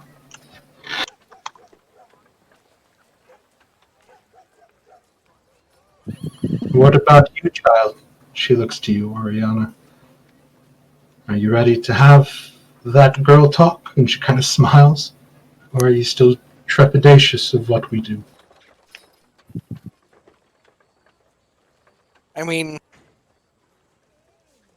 you know, She'll hold out her hand as she walks up to you. Place your hand in mine and know that when you touch it, it will not burn, and it will not hurt. I hope that it will only heal.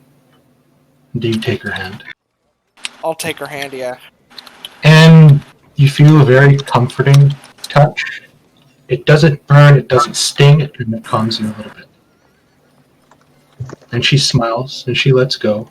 She turns around, and she walks to Telandris. She's going to cast Greater Restoration on you, Telandris. And like a balloon blowing up with air, you feel your muscles sort of regrow and your strength come back to you. The weight that you carry is no more a burden, but you do still feel incredibly tired.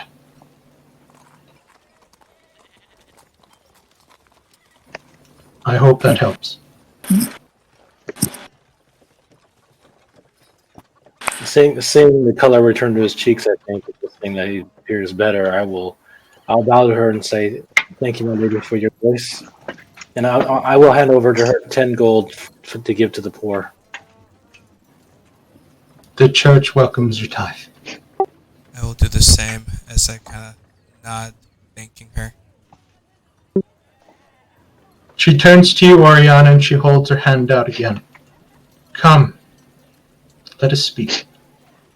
I wish to know what troubles your mind. Girl time. Do it. Manny Petty. Mark, I forgot how you Yeah, adjusted I'll the go with score. her. So if you go onto your sheet, in the cog section, there is a modifiers area, and you'll see strength. You'll just have to delete the negative modifier, the -6 modifier that's there, and it'll return your strength on the core page back to 14. Oh, I see it now. Thanks. Nice. Okay. Oriana, do you go with her? I'll go with her. Okay. You accept her hand.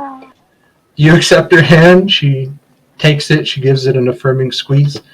You are more than welcome to wait here for her, or you can leave. She is in good hands.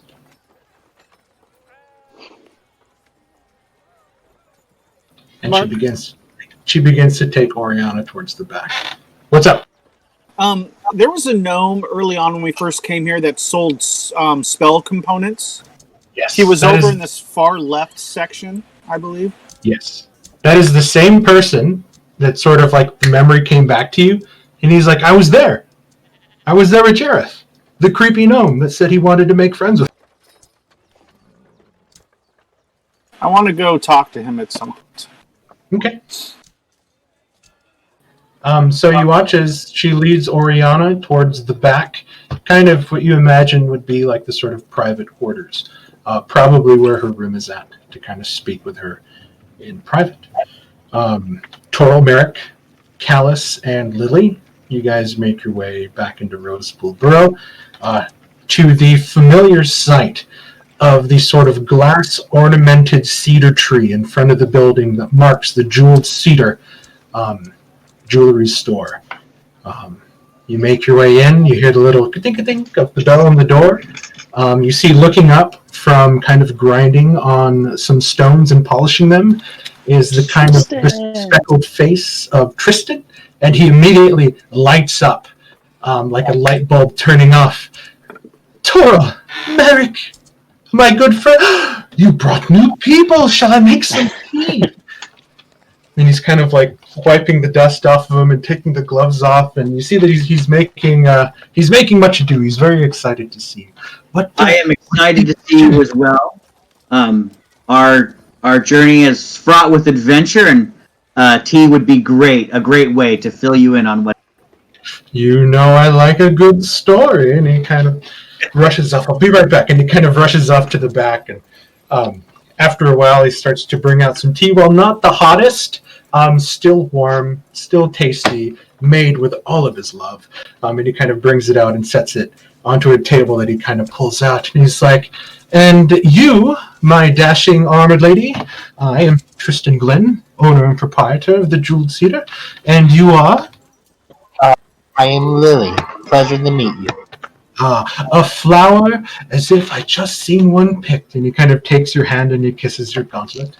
And he's like, and you, good sir, I've heard of you. I believe they call you Callus. Am I correct? That is correct. Blessed be the rumors that greet my ears. And he kind of puts his dainty little hand out, and you kind of take your ham fist and just kind of enclose it. Like, he does honest work, but it's not exactly like manual labor. And he just kind of sits down. He pours everybody a bunch of tea and says, do tell me, where have you been? I've heard some rumors you were out in the forest fighting dark forces.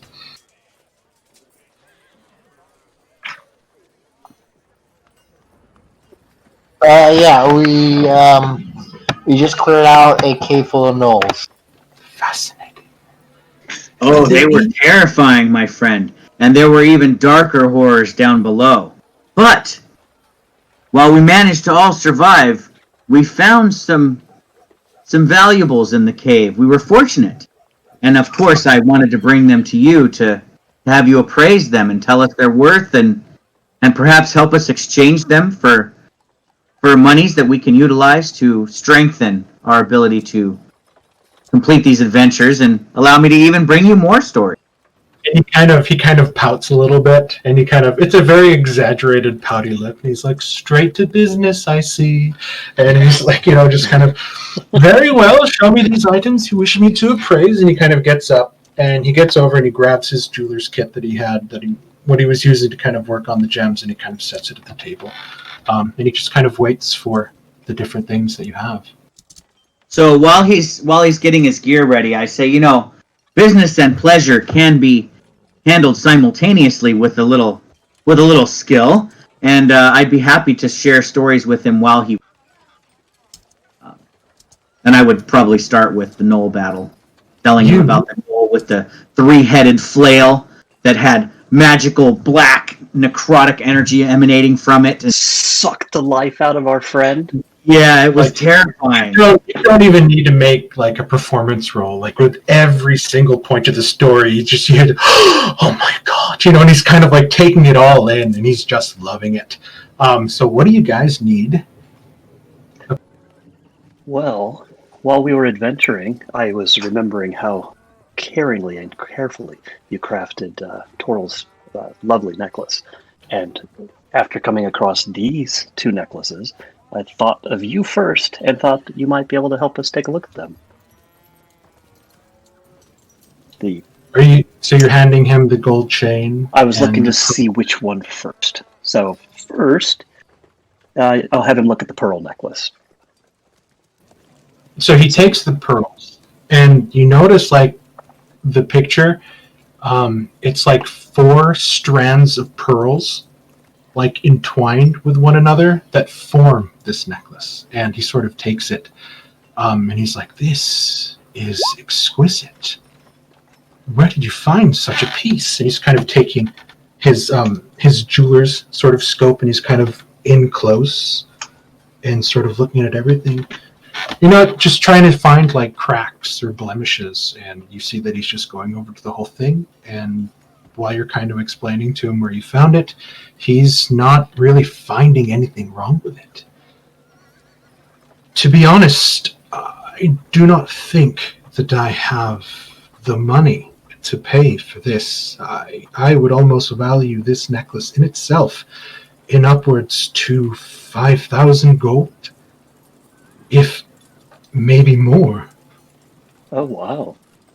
Having not heard a sum that high, that's kind of like the first time you hold a lot of money in your hands. I'm just, my jaw would kind of hit. Praise be to Pelor. For sure. So given that, take a look at this one. And I hand him the gold necklace with the silver thread. And you hand him the gold necklace, and he also takes it, and he sort of feels the weight at first in his hands, and then he begins to take his jeweler's scope towards it, and he's like, this is incredible. And he's like, look here, and he kind of shows you, and you see in between the gold chains that was really hard to see what you thought was kind of a what do you call it, just kind of like a thread to keep everything together, is a multitude of different threads.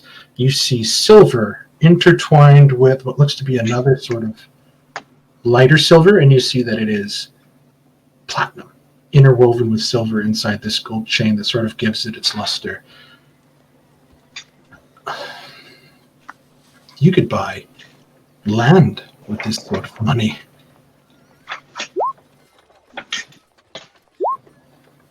I don't know if there's anybody that would pay you the asking price, but my advice would be to find an auction.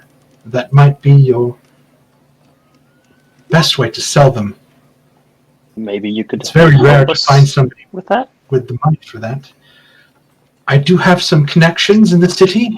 There is an auction in Wolfhole. I can send them a letter, get back to you. Do you wish me to hold on to these, or would you like to hold on to them yourselves? Hearing their worth, it frightens me a bit to hold them myself. I'm not sure what my companions think. I can keep them in a safe here, locked away. If you wish, for a small fee, part of the profit. Yeah, I was going to suggest that. I said, well, now, I appreciate the offer, but we do have accounts at the Dastow, the Dalen Trust Bank. The Dalen Trust. Would they not be able to hold our valuables in their care as well until a suitable buyer could be located? They could do that, and if you wish to keep that as a sum and make it towards gold, I can write you up a receipt with an appraiser's value and send that their way. That might even hesitancy. That might even be more expedient than a auction. Although we might get more money at an auction than we get based on your appraisal, but with this sum of money, I don't want to quibble about a few hundred gold. I'm not an expert. I just know the things that I've come across and what I've studied. The pearl necklace you have here is almost perfect. And the craft required to make this necklace is something that I have never seen myself. It is possible that at auction you might be able to get thousands more, but the sum that I'm able to perceive is quite a bit. Let me know what you like, friends. I am here to help. That's why we came here. You've given us more information than we had before, and sure. And he kind of puts his hand on yours and he kind of gives it a squeeze. I do love company. And the tea is good. Well, and in the meantime, a simpler request. While I do have some money in my account at the bank, I would like to spend some of it perhaps to purchase some small diamonds. And I pull out my little diamond pouch with the 50 gold pieces of diamonds that I had in there. And I said, I need to increase the worth of this pouch to around 300 gold, if I could. So I need about 150. He pours out the diamonds into his palm, and he's like, are you looking for same-size diamonds, or perhaps a larger cut polished to that amount? A single diamond would be easier to keep track of, sure. If you can find a single cut 250 gold piece or 300 gold piece diamond, I'll trade for that. That's fine. He moves over and he takes out a box that you haven't seen yet. It is a sort of He knows there's some money. It is the strong box. Like, okay, this is where he keeps some shit. And he kind of lifts it up, and sort of the way like a fishing tackle box opens up, when he unlocks it, it opens the lid. There's just trays and trays. And there's that moment, like in a movie, where it opens up, and it's just like the like the light is like glimmering from it.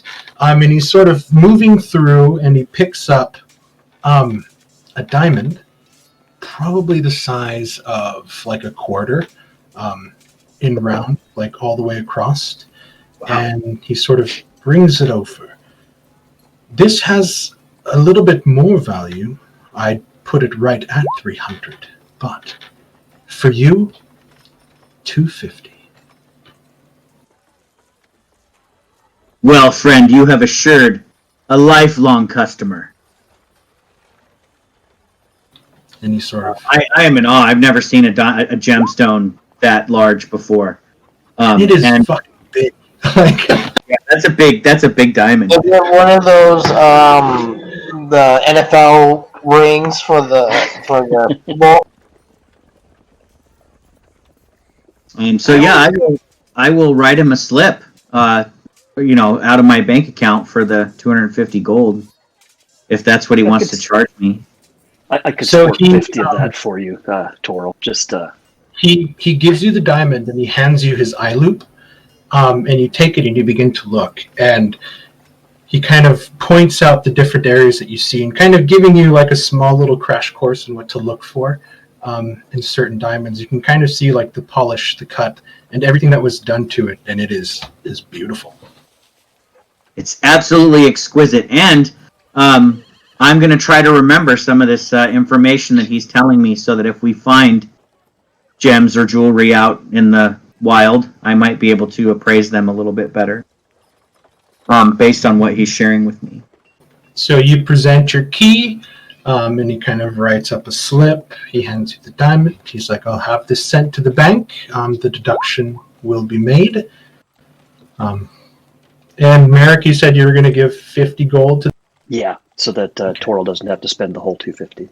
So there's Cool. 2 separate sections, and he kind of has each of your names written down, the amount paid, and sort of, it's kind of strange as he kind of takes the key and he kind of puts the mold, and he kind of like presses it down so they know like this is your specific key, and kind of hands it back.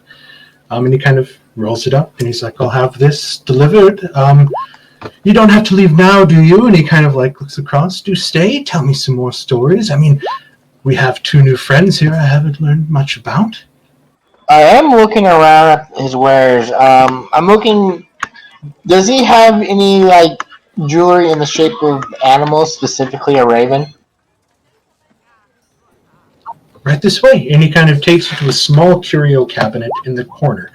There you do see a bunch of like, kind of like there's some decorative like crystal ornamentations, like you would see at like anybody's grandma's like fireplace, like sitting up top. But there's also ones that he has crafted of animals. And he takes out a small ebony gem, not very small, probably like golf ballish, and you see that it has been like filed down and cut into the shape of a raven.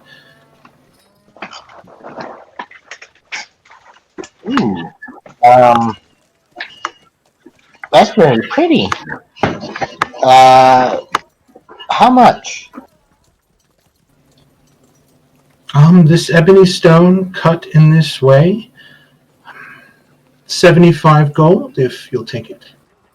I will pay him 75 gold pieces. And did you open up a bank account as well? So I'm throwing out coin. Okay. And he happily takes the coin. He happily gives you the raven. He puts away the coin. You guys hang out with him for kind of like the rest of the day? Yeah, if he And for a little while. if he wants stories, I'll tell him about my training day, what I've been doing in the land, just going back and forth, helping out people and whatnot. Oh, he's eating it up. And the one thing you immediately notice that if Callus shares any stories with him, he is eating it up. Like Oh, you could tell he's used to speaking to humans and half elves, but like to hear stories from a dwarf, like he's loving it. I'm sure Callus has some war stories. You're speaking of your days, kind of manning the wall, looking over the great glass sea, and like he's in awe.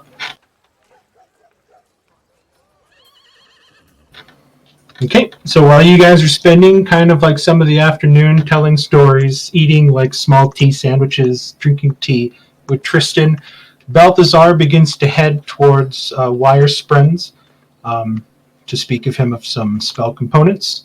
Talandris and Jareth, are you hanging out at the Chapel of Our Lady of Gold, or do you go with him? I'm waiting for Oriana to come back. Talandris, what are you doing?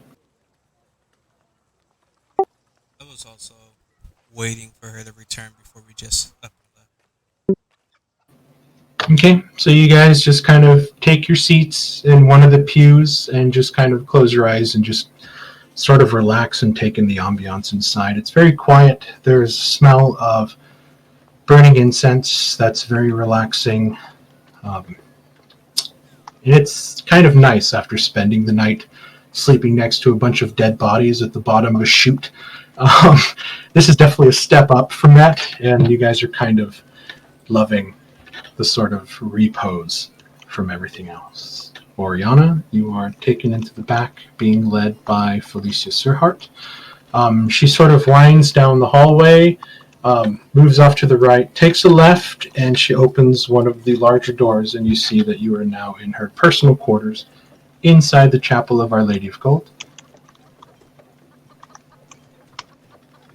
Come, sit.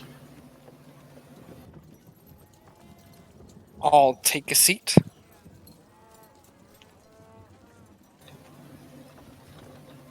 And she sort of walks up to you, and she puts her hands, like, gently around your face, kind of like pressing her fingers a little bit into your temples, and she begins to sort of move them around in, like, gentle circles. Close your eyes. I will close them. After a moment, you feel something.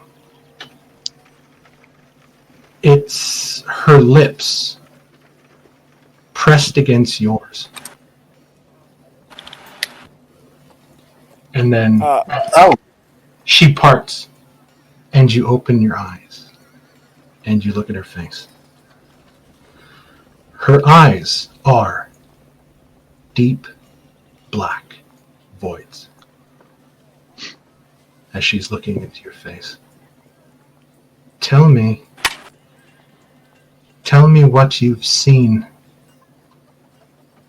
the sights they showed you.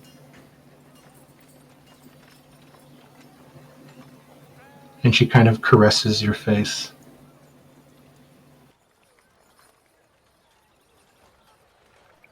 You know, I'll be honest, I thought I was crazy. When I heard you, what was that you said in my mind? But, oh my god, where do I begin? What sights I saw in Drakewald, or more recently? Ever, I look on your face and I see one who has seen much. I myself have seen much. Together, we can see much more. The time is coming. The veil will be shattered, and we will usher in a new age of chaos. Tell me of this place the paladin spoke of, the tomb of great evil. Near the lumberyard. My heart is racing. Near the lumberyard. She kind of shushes you a little bit, and she places her hand again on your forehead, and you feel a calming sort of magic flow through you. You have lost the paranoia that has been sort of bugging you, and for the first time in a while, you feel under control of yourself. Though the kind of hunger that you have is still kind of present.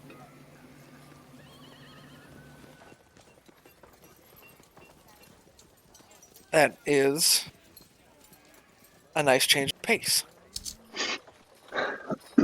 You are sisters with me now. Sisters with a soul. There's more?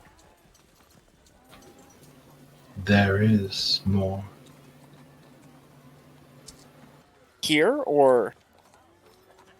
Oh, the laundress just got back. Wait, what? That's pretty funny. Are these sisters the same people that I met in Dastow that ran the brothels? They started an eclipse. Dead were rising in the streets. Is that The Crimson Daughters did their part. But they have no part in what's to come. so? I got a promotion that skipped past management. That's cool. You got front row seats. Well, here's what we found. Near the lumberyard, there is a cave that the gnolls were using, a waterfall. There exists a sunken stairs, and if you follow the path to the east, or I guess upwards, bearings, there is a large, steep hole that leads deeper into the cave. There was a doorway. One of my companions, our new companion, stepped in and saw a shadow. I stepped in and they called to me. They spoke to you. And you see, like, she has this sort of reverent look on her face. They were there. They are And you can feel her energy beginning to rise. They've only spoken to me in dreams, but you have seen them. They are The time protected. is coming. They're entombed in crystals, and the spirit that guards them, she's weakening, but the enchantments that protect that place are still strong. The time is soon. The crystals will shatter. I tried. That didn't work either. Speak of this to no one. When the time comes, you will be called. When you are called, come to us. Well, there's... Together, we can do this. It's been so long. We've been here for so long. And now, it is getting closer. And you can see that she's getting kind of like frantic and manic. The sort of cool, calm facade is giving way to these sort of like wrinkles in her face. Like the stark candlelight inside the darkened room is kind of given an even more like credence. In this moment, she doesn't look very beautiful at all. Like, she looks fucking scary as shit. The face of undoubted belief in pure fanaticism. There's a sunken stairwell that we, as a group, wish to explore that has an item that could prove useful to this. The spirit also spoke of 3 others that, when brought together, could strengthen the seal. We cannot allow that to happen. Well, it also sounds like even just one of them, if, shall we say, misused, could shatter them entirely. Did she say where such items were?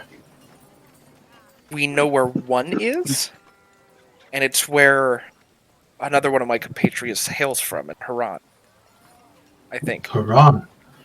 That is far away. This is good. Lead your friends there, so we may continue our work. The time is coming, it is so close. And she kind of comes up and she kind of puts her hands on your face and kind of gets close to yours. We are so close to achieving what we've sought for 500 years. Something that the dead from the desert marched for to get here, but were stopped. And we can do it, Oriana. Together. I have to admit, I'm excited to see what they can show. The vision that I had the first time was it was everything, and yet now I yearn for it, and I see only a glimpse of it in my dream, the same thing every night. I want more. She sort of puts her forehead against yours, and she says, look into my dreams and see the sights they show me. And in your mind, there's just this burst of images. You see tall, red-skinned demons with large swords riding on what look to be giant bronze bulls, sort of breathing fire, cutting reap and deadly toll with these large weapons, while other demons with crowns of fire and large wings are sort of running around fighting what looks to be even larger demons oozing pus, like spreading disease with every step, while another sort of like great condor with large wings is spreading his hands and moving his staff and everything before it warping into different amalgamations of shapes. And it is so horrific in its beauty.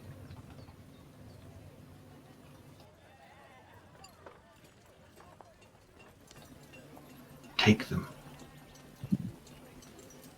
Take them where they need to go. Give us the time that we need.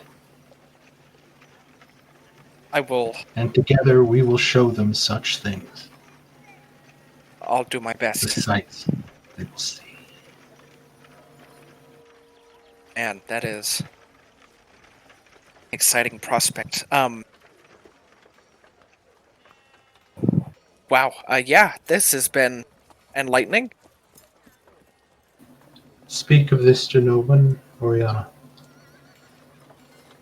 The sum of our works depends on it. The most I've shown them was the symbol. But even then, I kind of did a good job of not talking about that for a while. So we went to the house of the last guy, and that was a whole thing that has been ongoing. Though I do have it on my arms now, kind of carved in.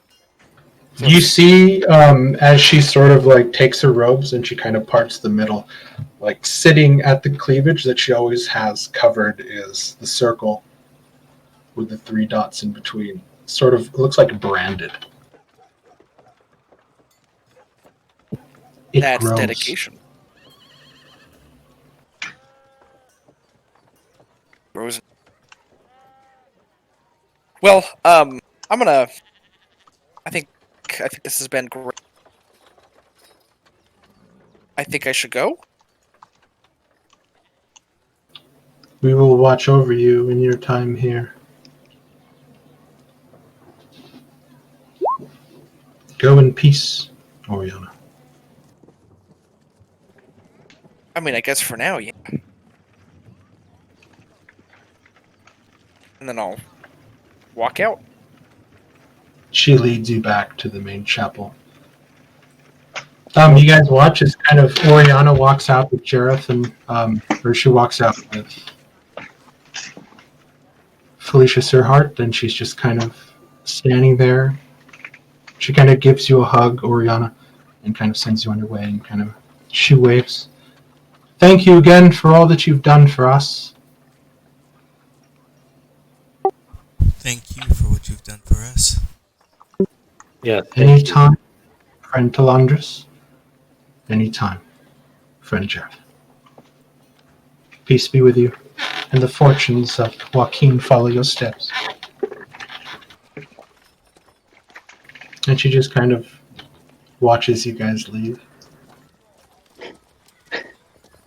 Holy shit, dude.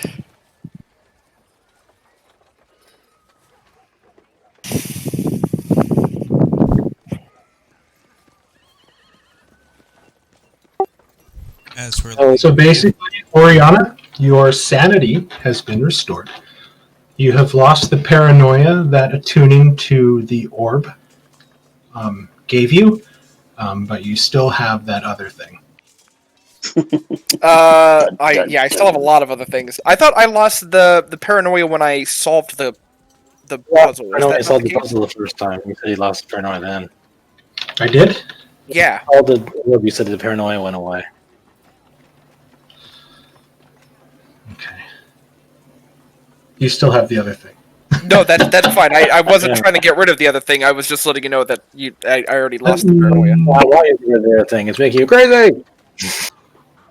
Let me check the inventory really quick. I want to make sure that I took that off of your item for sure. Oh, I did see that you gave the orb a new name, and I gotta say, pretty rad. Yes, so when it upgraded, so those of you that seen the orb now in Oriana's hands see that she's solving a new puzzle. this is what the new puzzle looks like. The Cerulean Dream Runic Cryptex. Fucking what a cool name. So that's what it looks like now. And you see that she's spinning these sort of runic dials, causing like these small stones to weave in and out of each other, trying to fill in the gaps. And every time she fails, they sort of reset back. She begins trying to study this. You find anything enlightening with her? This isn't even its final form. What's that about? Enlightening. So, how was your day? Sure. As much as, someone like me be enlightened in a temple? You'd say more trepidatious than you were before. Yeah, she's decent. And you remember, Jareth, like how Oriana originally reacted, especially to Father Alton at the Chapel of the Thunder, and also the first time the High Priestess kind of reached out. So you're thinking that there's like a bridge that's been kind of built. And as a man of faith, you can. Actually, it's nice to see. Chris is cussing internally, but yes, I think it's great. Mark, I was really unsure how this conversation was going to go, if you were going to say, like, all right, we're going to do this in a separate chat, or if we're going to do it here, and holy shit, dude. Oh, my heart is racing. I'm going to say, your persuasion to try to go, we already promised Movie we were going to stay around and find the source of darkness, so. That was discussed last session, actually, so I'm not going to be metagaming when I tell you no, because we said Moonweaver we'd stay. We'll just roleplay it all out. Yep. Yeah, man, my heart is racing. So thanks, Mark. that was a lot. Just imagine if Jareth would have been completely sucked in too. I would have had two of you fuckers. Oh, yeah. I don't know how I'd be a pop paladin and do that, though. Oh, like any other religious zealot. I mean, she seems to be doing all right. She's doing great. Balthazar, sort of leaving them and kind of walking through the streets, kind of enjoying the last little bits of sunshine as the clouds really start coming over. And you can feel that sort of mist in the air that always accompanies the first feeling of rain.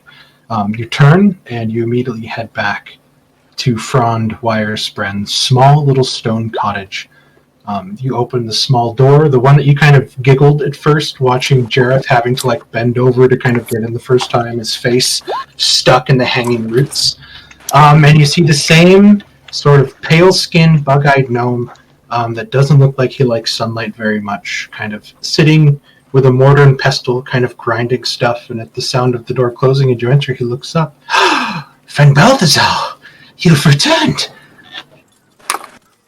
Yes, I have come across some very interesting components, and I wanted to get your opinion upon it. Oh, anything for a friend. It has been so long since I've seen you, I thought you had forgotten about me. No, not at all. I will always need to come back for some spell components. My heart is alight with the sight of you, yet where is friend Jareth? He was assisting some other of our Blackheart comrades, so I came alone this time. Oh, do I think of you too fondly? What can I help you with? Well, I reach into my pouch and pull out some of the black iron that I had taken, and I show it to him. We came across this strange black iron material, and being a student of the arcane, I was wondering if you had ever come across it, or even any uses for it in a spell. Well, I know that shavings and dusting of iron is used in multiple spells. I believe there is a spell that protects one against evil where this is used. Though I myself am more a student of herbs and plant life, perhaps maybe Master Morgrim at the forge would be able to shed more light on the use of this metal. It is quite pretty," as he kind of puts it next to the candle, and you can kind of see the light sort of reflecting over the really pitch black surface of this metal. And you can imagine like this thing, like filed down smooth and polished, would be something pretty awesome. Well, thank you for that bit of information. I'm going to hold on to this just in case I find some use for it in the future.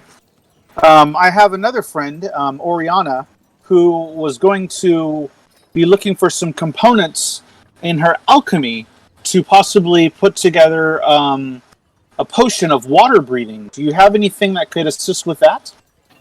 I do have fronds of strangle kelp that we fetch from the river. Innate magical properties, you know. Even chewing on some allows one to breathe underwater for quite a while, though it is not as long as when amplified by the potion-making process.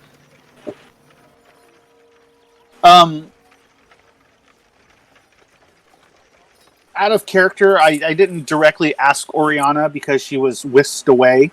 Would I have known in talking to her and waiting for everybody if how much she would need for her potion? Well, you're speaking to someone that does sort of practice a form of alchemy. He's more of an herbalist, but he can probably help you out in that department. So, Fran, how much would you recommend that I would need for to put a couple potions together? Depends on if you are trying to buy fresh. I also have dried powdered forms, though while not as potent as the fresh leaves of the strangle kelp, are still viable in making the potion, though the time is not as long. I myself can even mix a couple tinctures. If you're looking to just buy the potion outright, it is not exactly a distilled alchemical concoction, more of a paste that one eats. It doesn't last nearly as long from my experiments, and he kind of like wipes his forehead, and you can see that he's remembering a very troubling time in his life. I have found that one can only breathe 4 hours while drinking this tincture, and it is not fun to be half an hour away from the surface. Well, for now, I think I'll go about just getting the components and providing them to Oriana. She seems very anxious to practice her alchemy. And he kind of reaches out for you. Stay a while. I can hang out for a moment and talk gnomish things. This is wonderful. There's nothing like making good friends here in the Deepwood Vale of Eastbrook. And you guys just kind of have a general talk, and he is an uncomfortable person. Like his eyes, you feel his eyes like boring into you, and you swear to God he never blinks. But he's nice enough. I know that we're probably speaking in Gnomish. That would be his native language, correct? Yes. Okay. But you notice that he is like his features and his build are more of a rock troll from the mountains, but his skin is just uncomfortably pale. Like he spends every hour he can indoors. Well, just for giggles, I do toss him some undercommon to see if he speaks more of my native tongue. He sort of looks at you quizzically, and you can see that he says a couple words that don't exactly make a proper sentence. Like he tries to say something back, and he's like, yes, I too eat shoes. You know, like it's just really broken undercommon, and he kind of smiles, like, huh? I give him a couple of the common phrases in case he ever encounters, deep gnomes. That he could use. I kind of friendly correct him. You have made a friend for life.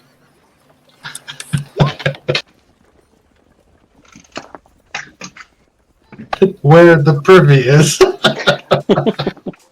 ¿Dónde está la basura? So I'll hang out there for a little bit, just talking and helping him with some phrases of Undercommon, and then whatever you want me in gold or to pay for the components to bring back to Oriana. Okay. How much did you want to buy? Were you talking about like? So just note, Oriana probably would have told you this when you were having your conversation at the pool, just how much it is for components and how long it takes to brew such a potion. That way you're not going to spend the money on it. Where is it? Using her alchemist supplies. To brew a potion of water breathing for the amount of time needed that you guys are kind of like looking for. It takes 1 day to fully distill one usable potion for a potion of water breathing, and it's 50 gold per potion.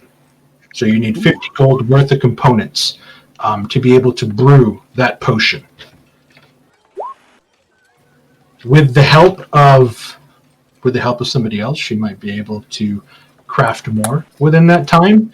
And that depends on if you guys are going to take that downtime for that certain amount. So with help, you might be able to, instead of taking 8 days to craft 8 potions, you might be able to craft 8 potions in 4 days. Well, for now, I'm going to pick up enough for just 1 potion so she can start working on it. And then we know that the materials are here. So I will mark off, the 50 gold pieces and then bring those components back to her. And being such a good friend, he gives you 50 gold points worth of the freshest strangled kelp that he has. Okay.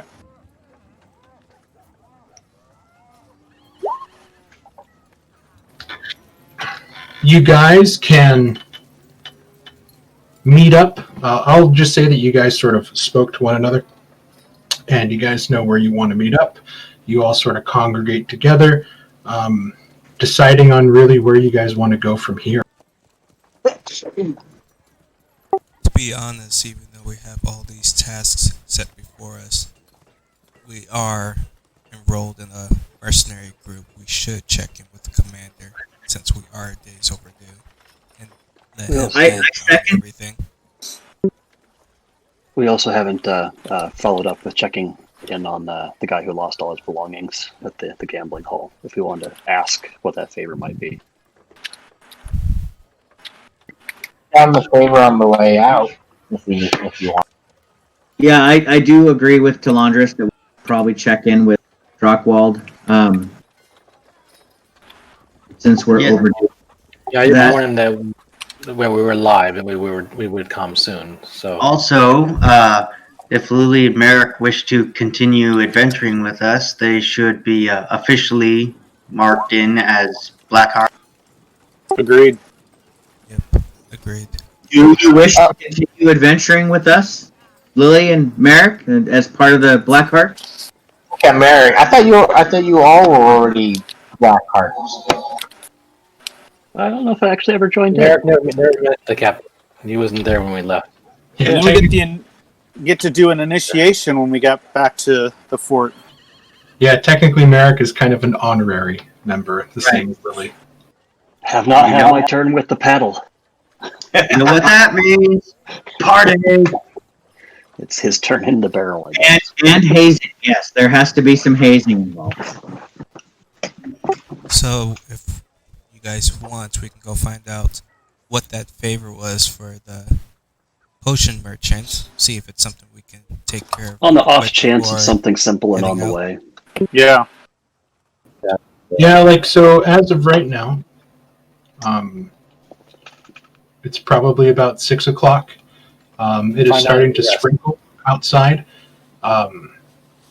And you kind of get the idea, like those of you that have been in Brahmana the longest, just how the weather works. You know that this is probably going to turn into a downpour because there hasn't been rain in almost like 40 days in game. So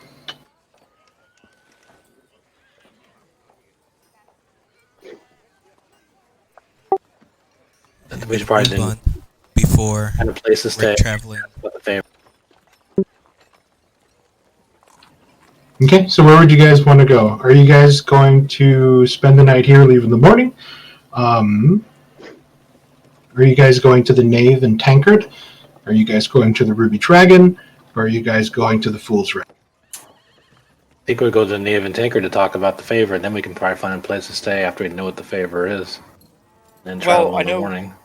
Gilgallion did say that he had rooms available at the Dragon if you want to somewhere comfortable. We could Did you ask say about we have to pay for them? Well, they have a bath, I'm assuming, because they're ritzy, so it doesn't matter if you clean all this gunk off of. Okay, then let's go to the Tankard, ask about the favor, then go to the Emerald, Dragon The Ruby Dragon. to eat and sleep, and then head over to the fort in the morning. Sounds like a plan. Good plan. Okay. You guys begin to make your way. You guys begin to make your way back over to the Greymoor section of town, heading towards the furthest west section you can go, right up against the wall. And you make it there, and you see a very squatty, sort of unwelcome building. There's kind of a sour smell in the air, like the closer you get. And it smells like vinegar, mixed with like mud and manure, as like the rain is starting to like sort of wash up all the scents that the dust has been hiding from the roadway. You open the door, and it smells like a frying fat. That sort of stench you get from leaving like a pan sitting out that you just use to like pan fry like a bunch of really fatty steaks, mixed with the vinegared smell of ale and pipe smoke. It is an aromatic concoction, but definitely not the best, and it is quite uncomfortable. Those of you that remember seeing Iago noticed him sitting in the corner, still wrinkling and wringing his hat in his hands, and he sees you, and his eyes light up, and he kind of stands up, knocking the table over, and he like catches it and he puts it back.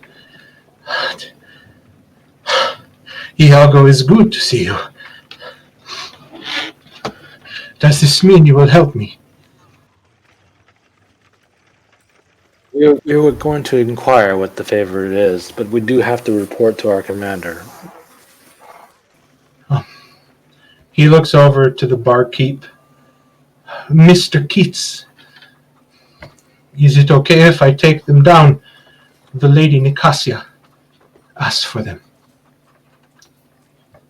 Yeah, and he kind of shakes his hand, and he's kind of looking at you guys like through a side eye as he's like sipping on a tankard, looking at a piece of paper, but he's more so trying to hide his stare, but it's pretty obvious. And he kind of takes you over to a back room, and he opens it, and you guys walk into what looks to be just a regular storage unit, like that you would find like hanging meat and like vegetables, stuff that they would use for food, but the cupboards here are pretty bare. They look like they serve guests, but not all the time, so they only keep what they have and what they need available. And I mean, you walked in here, it's 6:30 at night, and it was literally the owner, Harlan, and Iago, and nobody else. He takes you towards a back, smaller door, and he opens it, and you see a very narrow staircase. And as soon as he kind of opens it up, there's sort of the murmuring echoes of talk, laughter, kind of coming up. Iago kind of waves you forward, and he kind of makes his way down the steps. And do you guys follow? Yes. Yes. You guys follow behind, and he takes you around the corner. And you see standing there a very large, round, bulbous man. Those of you that were at the fair noticed that this was the same guy that was doing the pie eating competition. And he sort of recognizes some of you guys, and he kind of laughs and he kind of nods his head and kind of waves you guys in. And you guys have found yourself in like an underground gambling hall. There's people throwing dice. There's people playing cards. In the far off table, you see a long, elongated table that looks like some place that they would throw like craps. But you see that there's kind of people like with money sort of holding it, and they're all kind of screaming, and the screams are kind of like drowning in together as they're watching stuff move around the circle. Follow me. The Lady Nicasia is in the back. And you guys wend your way through the crowd, sort of taking in the sights and the smells and the kind of the energy in the place. Like, this is a pretty happening place to be. Those of you of a more devout nature are kind of appalled by this sort of like excess and gambling.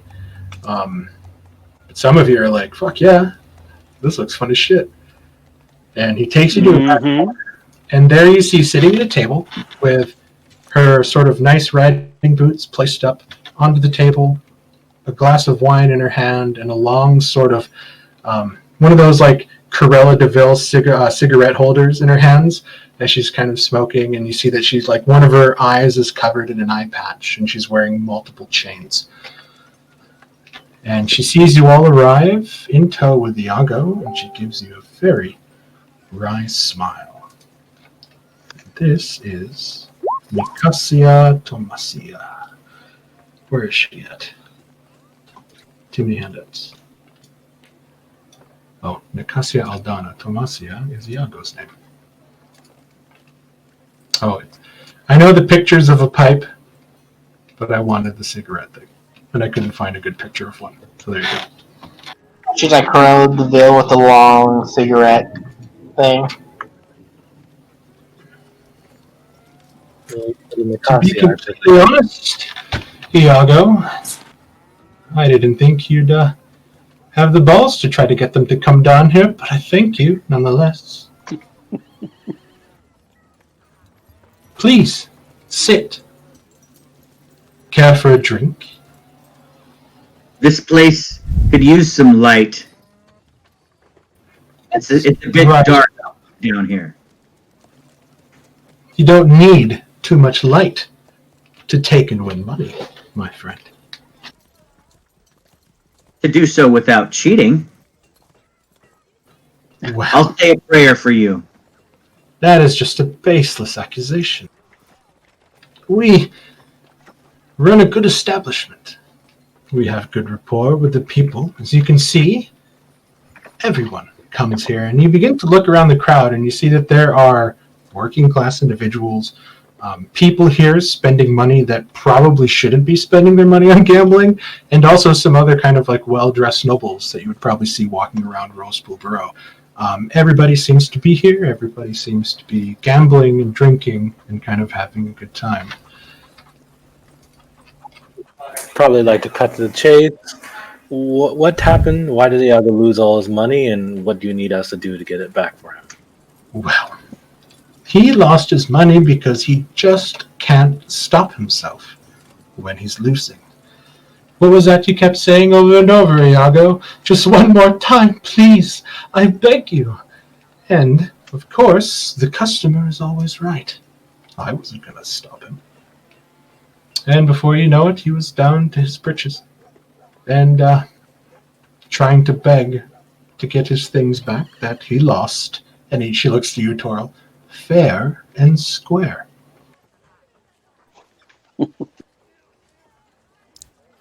So, as my friend said, let's cut to the chase. What's the favor? Come into my private room. And she kind of stands up and she takes you into the back, kind of like a pit boss room that you would see in Vegas. Just down a small hallway in a sort of like basement-like structure. She leads you in, and there's a nice desk, and you see a bunch of like cabinets and shelves full of small little curios. And there's like sofas along the outer edges and a couple more chairs next to the desk. And she moves to the desk and kind of like in a power move, kind of like leans back and puts her feet on it, like, yeah, this is mine. And sort of waves to you guys to sit. There's a little bit of business that is owed to a dear friend of mine. Someone who, unlike our friend Iago, was robbed of money due to him. I don't know if you're familiar with the woodyard boss in the industrial quarter of the town. Callus, you know. Yeah, I've done business with him. He has a habit of not paying those that work for him. And let's just say that he decided not to pay one of my friends. He is a half-orc. Good man named Drost. Used to have a house, wasn't able to afford it. That bastard at the bank took it from him, and now he's living out in the tent, refusing to take any help from me because he's just not that kind of person. The slime that owns the lumberyard is named Tet Finnegas, or Little Tet, as we like to call him. Refused to pay my friend, and then fired him immediately when he complained. Now, she holds out her hands. Is that fair to you? Mark, can I tell her what she is saying is true? Yeah, Yeah. give me an insight check. Yep. I am also curious. Yeah, I tried to. help as well. But Really only up and up. You know, if I had a -1, I would. That would be a high roll. sure you don't want me to roll perception? You need insight to sort of view into this. Jareth, you can tell that she is kind of speaking in a half-truth. She's not revealing all her cards.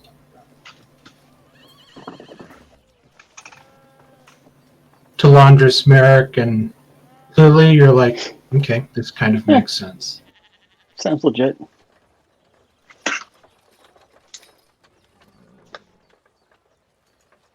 This wouldn't be the first time that. So this really- time, I came in asking about her mail. So she basically said that her half-orc friend was stiffed out of payment, and this guy didn't want to pay, basically. My only question is, And why was he stiff? when he complained about it, he fired him. What did your friend do? He was working in the lumberyard, much like a lot of the people here. And now he is forced out of the walls because he refuses the charity of friends. A man's pride. And she kind of looks to Oriana and shrugs her shoulders.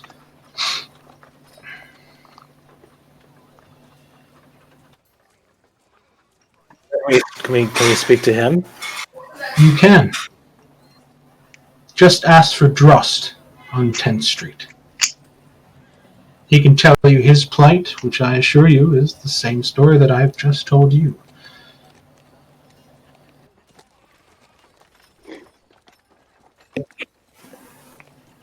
But this is the fact of the matter.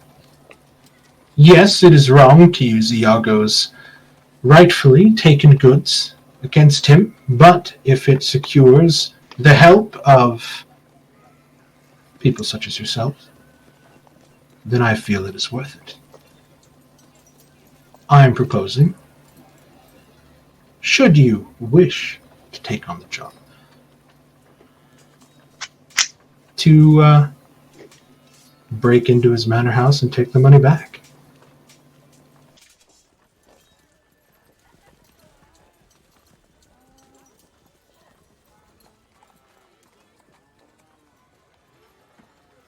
You know, if the logger's not paying his workers, this sounds like a job for the mayor.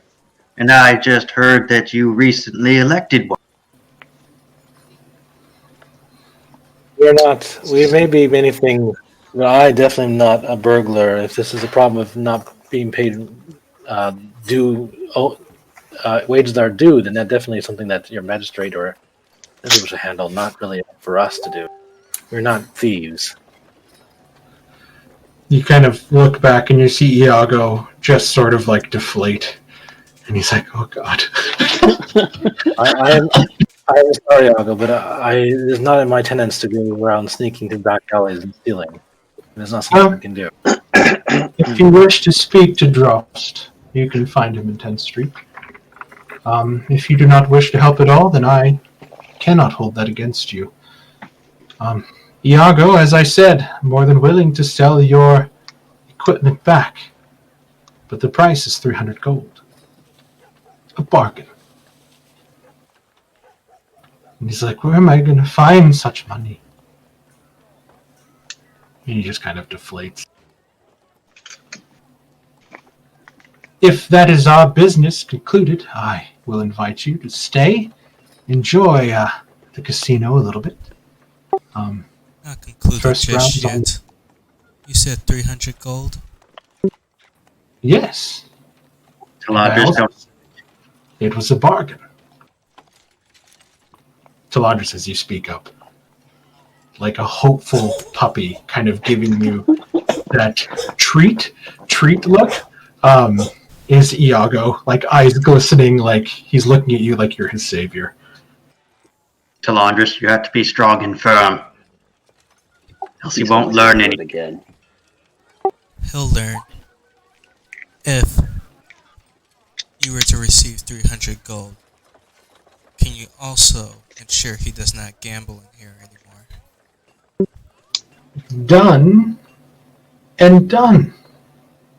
He's like, I never intended to come back to your organization anyways. And he's kind of screaming at her. And she's just sort of like shrugging her shoulder like, I don't give a fuck.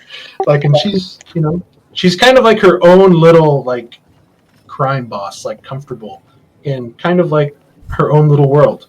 And Did Iago say what he did as a job? he is He's a traveling. pushing vendor. Yeah, he's Well, been maybe for like if 30 we pay off his loan, he can come work for us.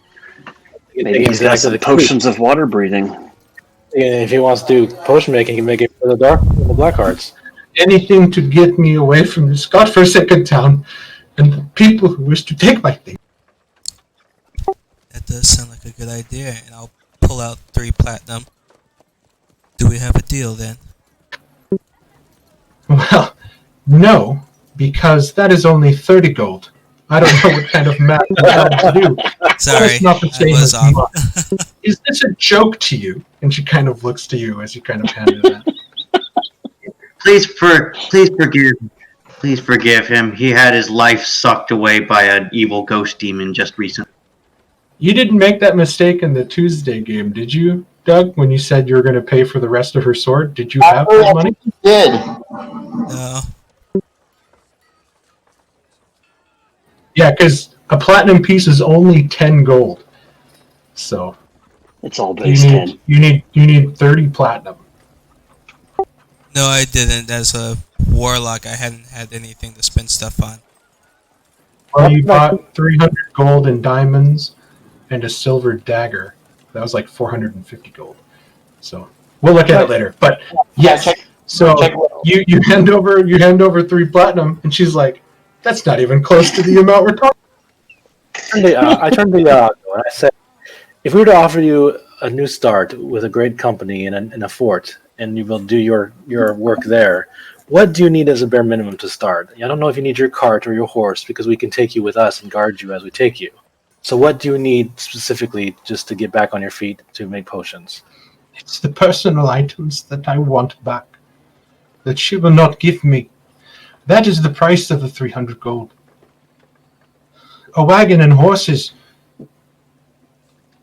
It's not even close to being that amount, but she's holding it against me. 300 gold is what you owe. And so I am holding your items as collateral. That is how business works. You run up a debt, you pay it. I cannot hand over any of his things until our business is complete. A business that he willfully took part in, a business that we warned him he should stop, And, well, he just couldn't stop himself. Gambling is a choice. And she kind of gives you a very, sly smile.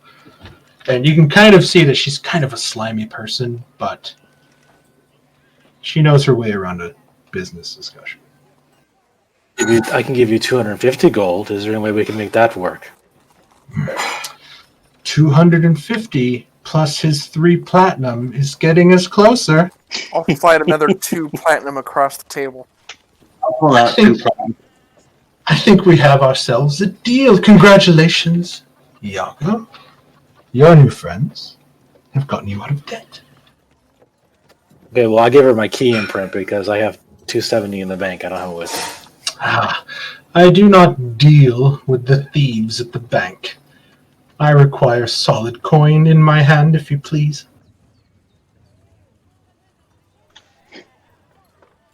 You're gonna have to wait.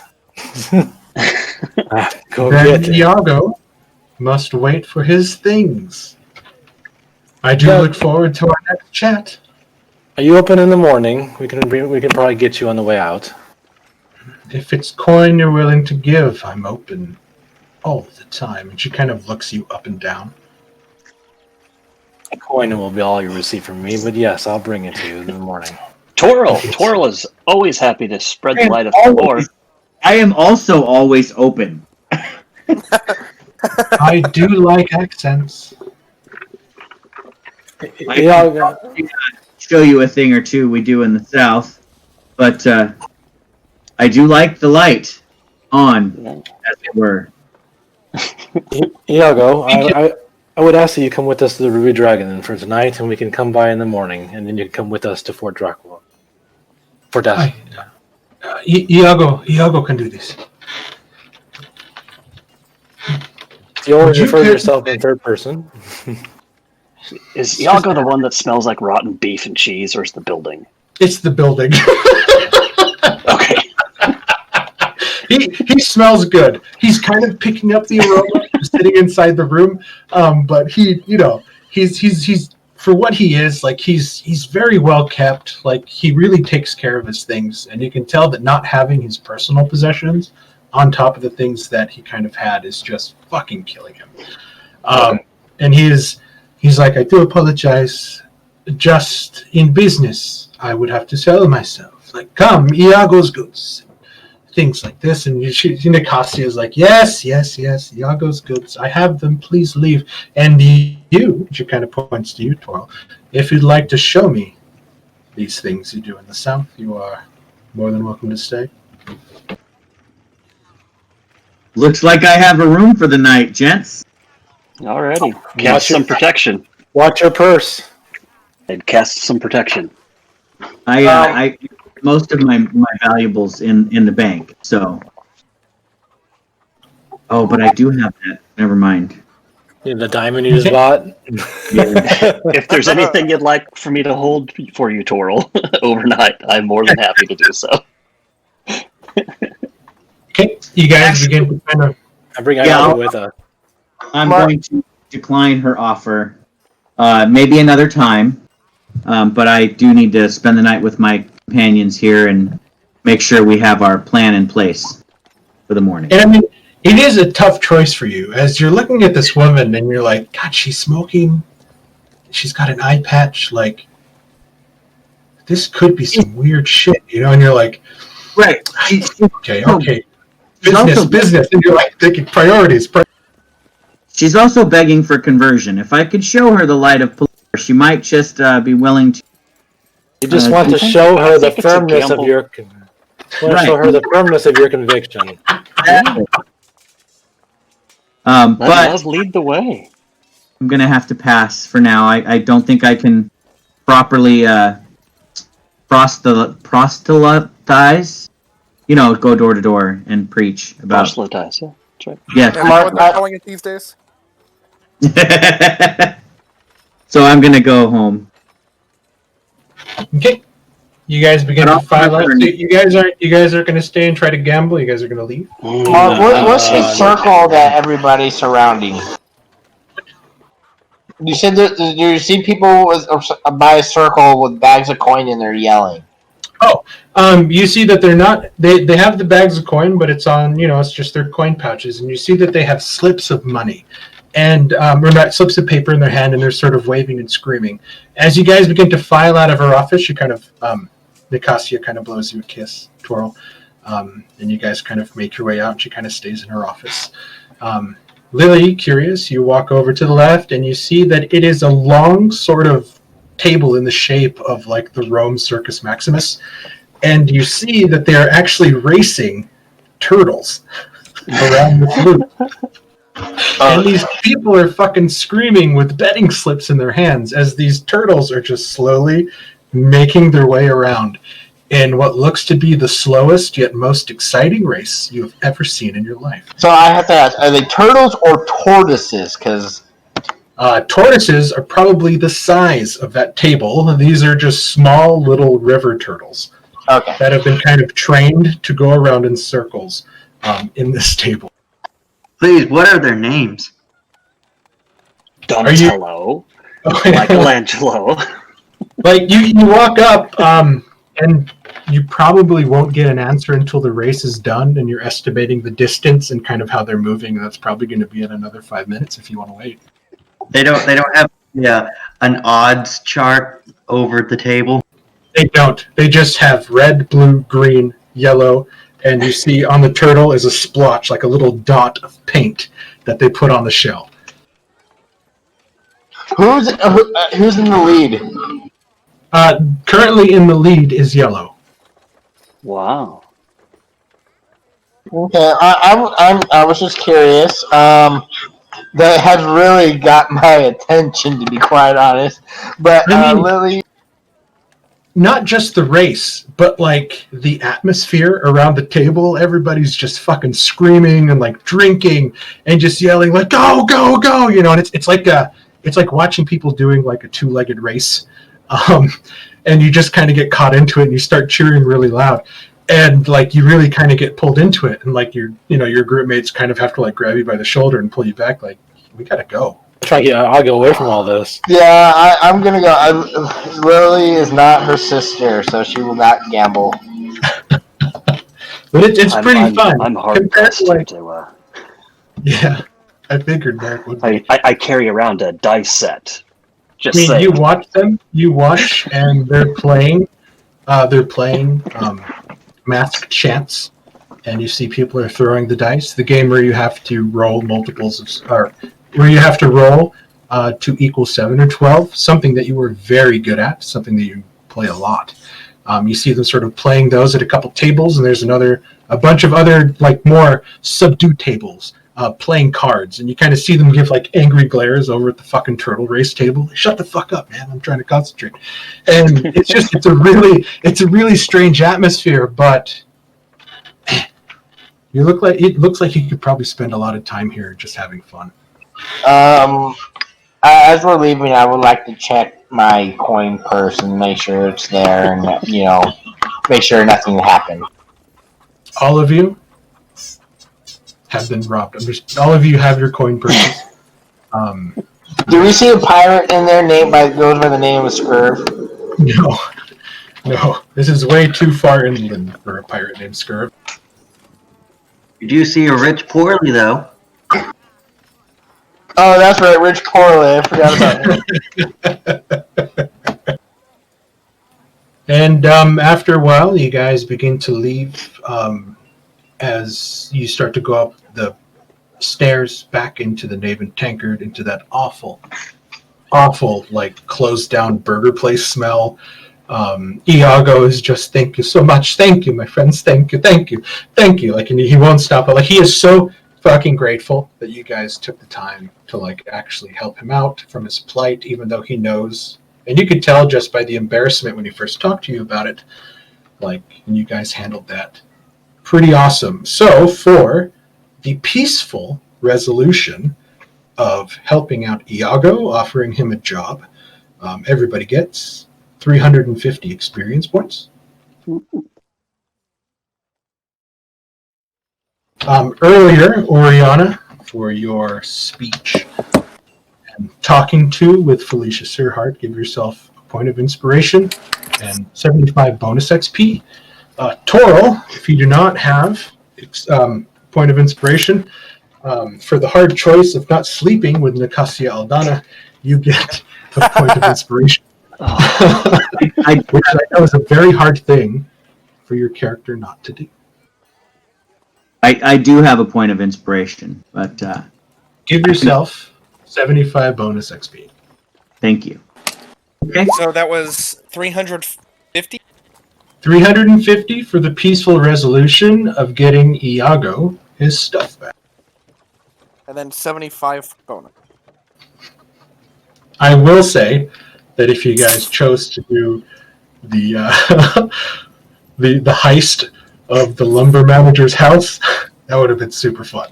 So I'm Mr. Sorry, we got awarded XP. yes, 350 XP. I was real tempted. Merrick's a little bit of a gambler and a thief. You guys have the super thief with his brand new super cloak. Like I was like, this. Yeah, but based on the fact that she didn't seem like she was on the up and up, and the fact I'm a paladin, I'm not gonna rob a house.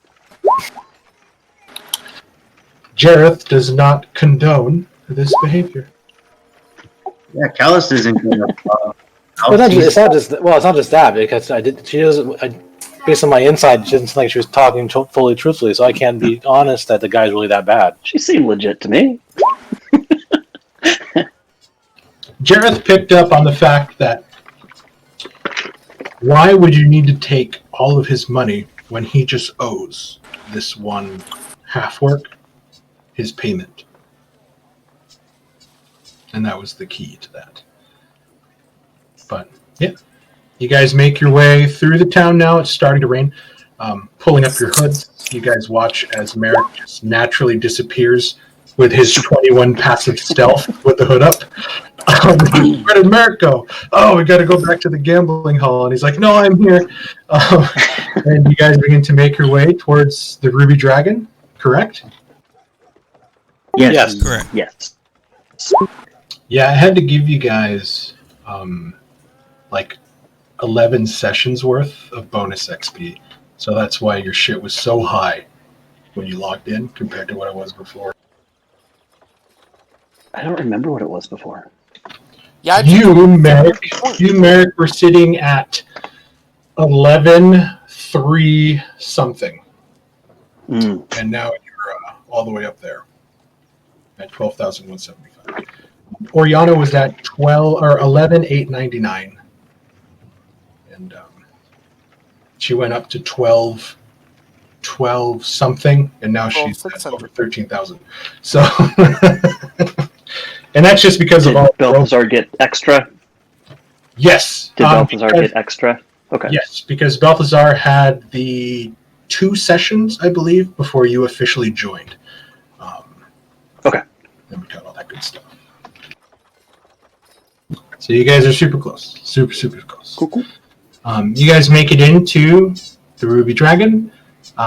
Still somewhat dirty. You guys haven't had the chance to kind of like properly clean yourselves, but kind of rubbing your face a little bit with the rainwater and kind of washing as you guys go. It is nice to actually feel rain, and it's that really nice summer rain where it's not like cold. It's almost like the right sort of bathwater temperature as you're kind of walking through it, and it feels good. Kind of walking in wet, can't help it. They're doing some business, not as busy as it was post-election, but there's people sort of eating, lounging, smoking. Phil Gallion sees you guys walk in as his normal position, back behind the tavern, and he kind of waves his hand over to a large table close to the hearth.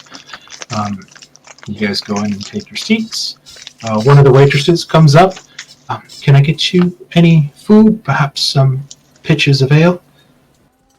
Mm. I got it from the menu again. 1 second.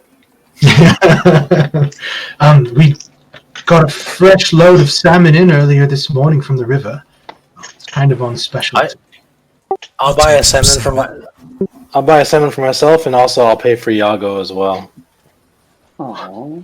Iago is most grateful, sir.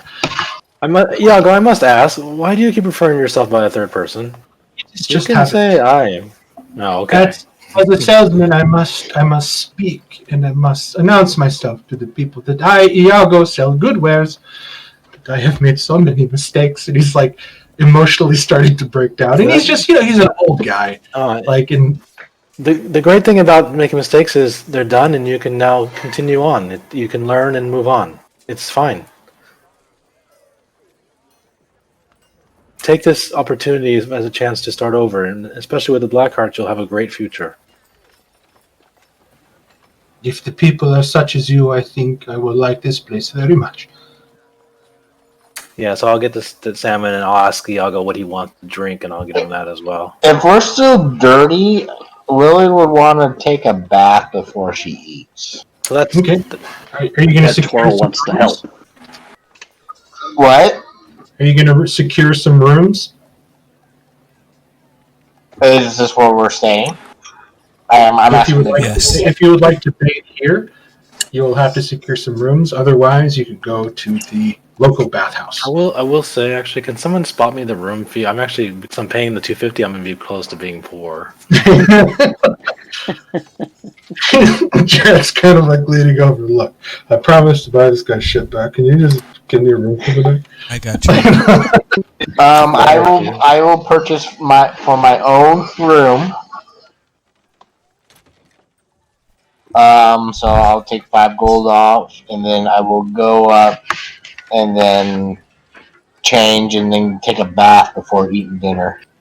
As you're sort of coming up and you order the room and sort of pay for it, you're shown your room. They tell you to wait a moment, and they start to bring in from the kitchen buckets of hot water, and they start to fill like the copper bathtub that's in the bathroom area. And after a while and cooling it down, putting the oils in it, they sort of bow and leave you, and you can just spend your day relaxing in the bath if you want. Oh, wait, is this like in my room, the copper bath, or is this like in a bath? Yes, like you remember staying at the Windmill Inn. Yes. They did not have bathrooms associated with the room. You just had a place to stay, and it was kind of like a closet space. It was small, but it was comfortable. Here, the rooms are quite big. There is a double bed. There is a writing desk. And they have their own separate kind of bathroom area for bathing in each room for privacy. It's kind of a very bougie kind of thing to do compared to most places. I am going to soak in this bathtub for a while. And, for 5 gold a night. No, that's a steal. That's a fucking steal. 5 gold a night as a That's steal? expensive. That's Wow. expensive. Expensive. That's That's like 5-star hotel type thing. Yeah, the Fool's Respite was 3 silver. You can imagine that some people in the fields don't even make 5 gold in like 6 months. Right. So, that's a steal. That's expensive. But for what you've been through, what you've gone through, what you've seen the past couple days, very much fucking worth it. Yeah, this is a nice experience. Yeah. But yeah, she's gonna enjoy it. So she's gonna wash her hair. She's gonna be a lady and everything. And then afterwards she will go down and have dinner. Changing back into your armor, or are you rocking some common clothes? I am rocking some common clothes. I don't. Close to, I don't- Aristocratic day in day is 4 gold pieces. So this is like more than an aristocrat would.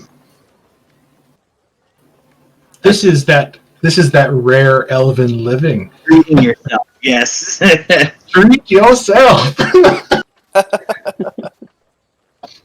So as you guys are sort of finishing your meals and kind of drinking a little bit and relaxing, Iago sort of drinking the wine that Jareth sort of got for him. You see a brand new rejuvenated Lily kind of walk down the stairs in her kind of common dress, kind of makes her way back down, and she sits at the table and begins ordering her food. The special, the sandwich So And it's the smoked midnight salmon with wild berries. And since they got a large import of it, instead of 4 gold, it's only 3. Ooh. So, Lily, if you'd like to spend some time discussing religion, I'd be happy to spend hours showing you the light. Toro says that if I finish my meal, I'll kind of stand up and go speak with Gagalion. I appreciate your offer, but I already follow Torn. Oh, I'm not trying to convert you. I thought maybe we could compare. You know, you show me yours, I'll show you mine. Oh, God.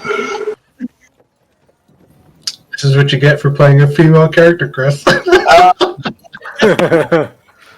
much as I appreciate that, Toral.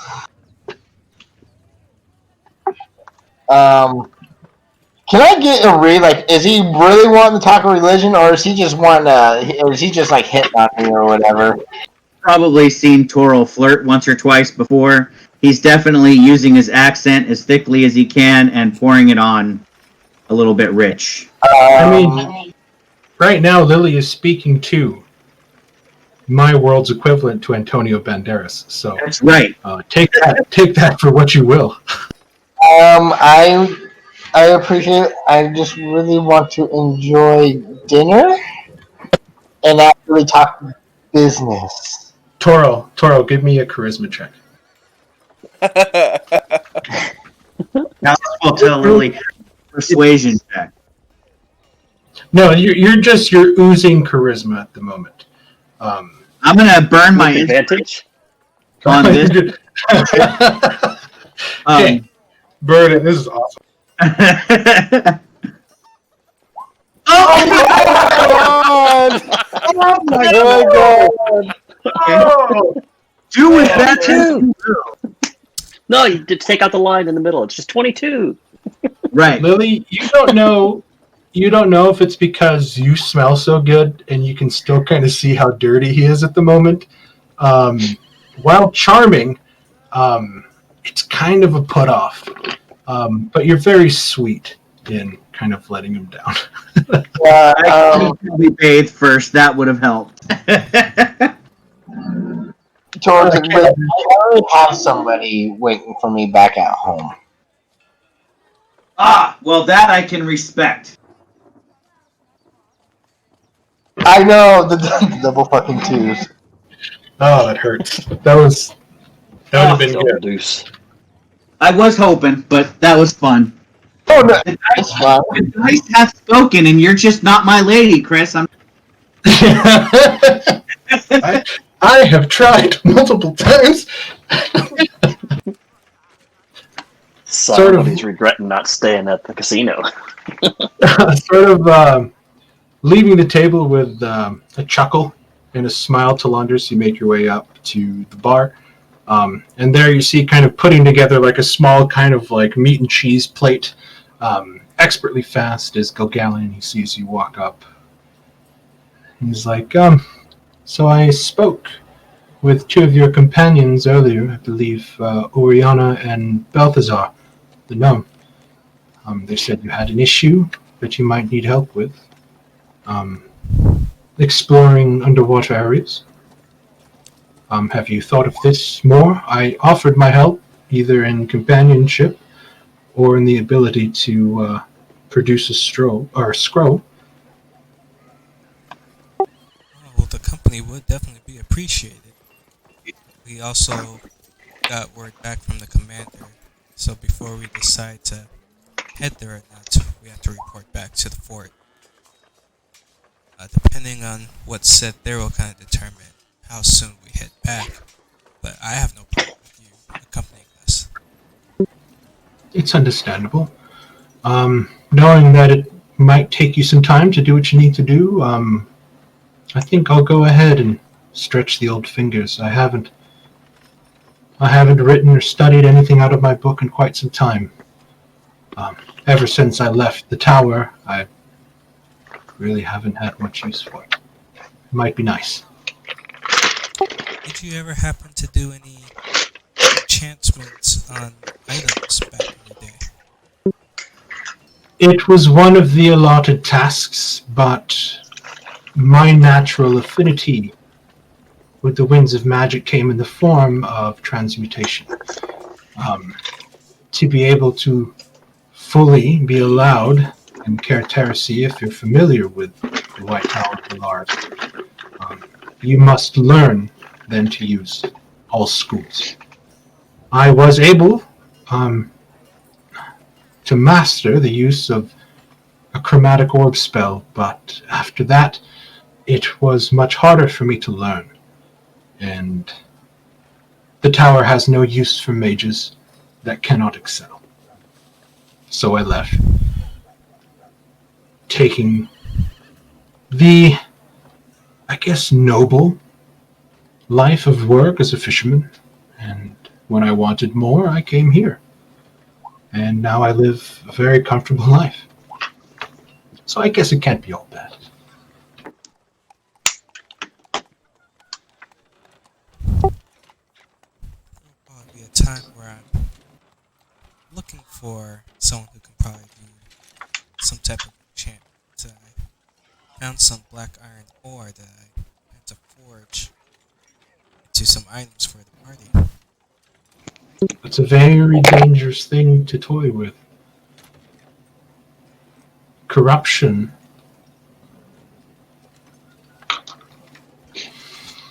Be careful. And he kind of gives you a very stern nod. There's really no smile. There's more of like a... Yeah, it's a very serious look he's giving you. Hopefully, I can have them cleansed before I do anything with them. I know all too well that these could be dangerous if just forged. As they I have some contacts. In some of the other cities. I'll reach out. That would be most appreciated. Thank you. Do enjoy the rest of your stay here. I assume if you set out in the morning, this will be the last time I see you all for quite some time. Know that my door is always open. Thank you once again. We'll definitely keep in contact.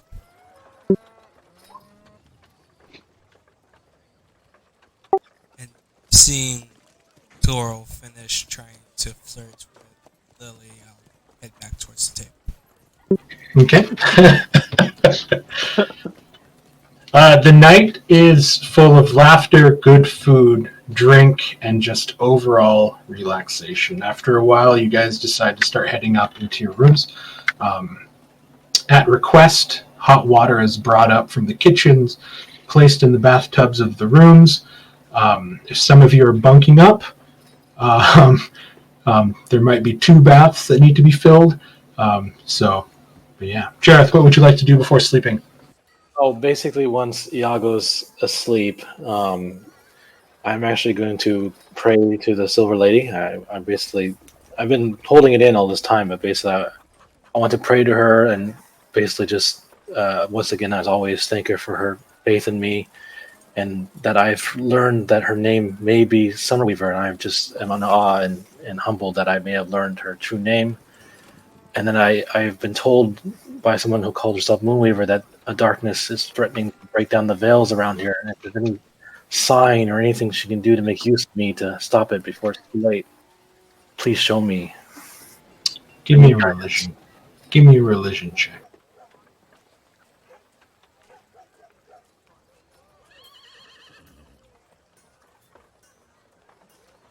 It did, but it's so slow. The suspense is killing me. Oh, darn it. So, saying your prayers, there is a sort of heat that begins to flow through your body. And it's that comforting heat. The heat from a blanket when you wake up in the morning and don't want to move. It feels that good. In the wind, you smell, or in your room, you smell and catch the hint of white lilies kind of brushing against your nose, and you kind of smile. In your mind, you see an image begin to form. A dark figure sitting on a white throne. You cannot see his face, but his body is there, and his hands are gripping the edge of the throne as if in possession of it. Before the image fades, and the feeling fades, and you open your eyes. You're not sure what it means, but it's important enough she sent it to you. Actually, based on my other vision she gave me, it actually helps a lot. I thank her as I get ready for bed. There's a sense of calm, and there's a sense of relaxation. Some things on your mind clicking together. Iago snore. Iago does snore. Okay. You guys wake up in the morning. You get your complimentary breakfast that comes with the rooms. It is Wait, quite delicious. Yes, I was going to say before we go to bed, I did put it into chat. I wanted to try to solve the door. Okay, go ahead and give me an Arcana check. And Yeah, I'm Or a using my inspiration. puzzles check. A puzzles check using your intelligence. I'm using my inspiration. Only one chance. Puzzles check. Nice. Ooh. Very nice roll. Yeah, I think you get the credit though. No. You begin to turn it and turn it and turn it and turn it, and you've gotten a lot farther than you have before. And then there's an audible click, and the stones begin to move around slowly. And in game terms, you've just unlocked level 2. Oh, awesome. And you sort of look at it, and you're like, okay, we're getting somewhere. It is still in the shape of the runic cryptex, but now the pattern of stones is different. Okay. Awesome sauce. You're getting an idea that to solve the runic cryptex is going to take a couple times of success. Fair enough. It's a pyramid now. I'll take my success and go to sleep. So just go ahead and make a note on your sheet. Runic cryptex success 1.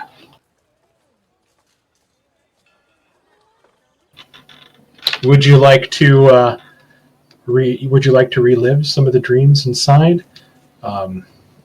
Absolutely. I don't know if you guys seen Jackie Chan Adventures. This seems like the puzzle box where they have to fill around to unlock the demon. This is just it's something I came up with to make like a magic item with longevity. No, So it's awesome, but now I'm thinking, wait, if he's playing with a puzzle box and each let me check again. I think you roll a d20.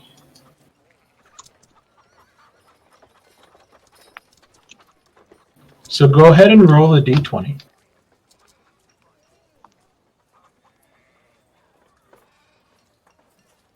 I didn't know how many of us could fit in the same room. Ooh. Ouch. You begin to sort of interlock the orb, gazing in, and you run across a dream. And again, it sort of makes your head hurt and scream, and you're sort of haunted by a nightmare. So you'll wake up with 5 points of psychic damage from the night terrors. And then I will send you a personal thing about that dream. Awesome. Is there anything else anybody would like to do in and out of the Ruby Dragon before you guys wake up? Well, I spent some time with Talandris as he was studying the tablets and I was scribing them. We bunked together before we went to bed. So we might have been up a little late, depending on how long that would have taken. And then and that's all I wanted to do. You're not sure if what you and Talandris are coming up with is an exact sort of like translation, but from what you're getting out of each other's sort of phonetic abilities, knowing the languages you do, you're thinking that it's pretty damn close. And it's really exciting to be kind of the first people really in this land to translate such a thing. Like, you know that probably people would kill for artifacts like this. Right. You guys This is valuable. correct. And Ancient we have- history. So I added the couple pages of the tablet text to my sheet. And then but I'm not carrying the tablet.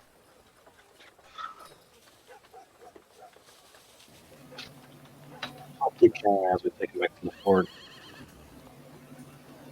Morning comes. You guys get your complimentary breakfast. It is sort of like it's really basic but really fucking good. Like, it's bacon, but not like thin sliced bacon. It's like fucking large chunks of pork belly that have been seasoned and like fried perfectly. Oh god. Eggs. They have like rice porridge and or grits. Anything you want and ask for, they will make it. And this place is awesome. Is this? It really is having eggs Benedict. With the, They can, if that's okay. they can make God, it. that sounds- They'll tell you. I know. As you said, the thick cut pork belly and honestly made me think of eggs Benedict, and now I want fucking eggs Benedict because of that bacon mark. Good. You've seen that your horses, both draft horses and your war horses, have been perfectly tended to. You've seen that they've actually been washed and brushed over the night. They are well fed. At your request, everything is hitched up. Your saddles are placed back on, and you guys begin to head out after paying for Iago's things. More money? And did you already Go ahead. subtract it? Starting it Go now. ahead and subtract the money that you have, and Iago's things are provided. You see his old sort of like mule that's pulling his like single cart, but all of his stuff is there, and you see that he's kind of going over like an inventory, making sure that nothing was taken. And to her word, everything that was owed is now there. And he kind of follows you guys as you wend your way back towards Drackwall Keep. Sort of taking the quicker path through the road and not exactly like rushing across the fields, just knowing how bumpy it is, and just with wagons, don't want a chance breaking a wheel. It is a 3-day journey to kind of get back to where you were. Oddly enough, no bandits on the road, no surprises, even though you're really on guard and kind of watching out. Nothing happens. You guys make it back to the keep, and you see that it looks a lot different.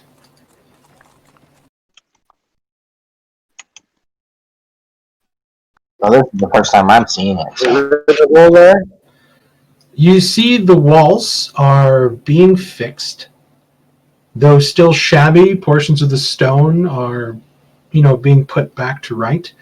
But outside the lake and pond, where the dead people sort of came out and almost tried to eat Toro. In there? What's that? There's a Zeppelin there, park? You look and you see. I know the picture I had was taken off of Roll20, but I just said fuck it. It gets the job done.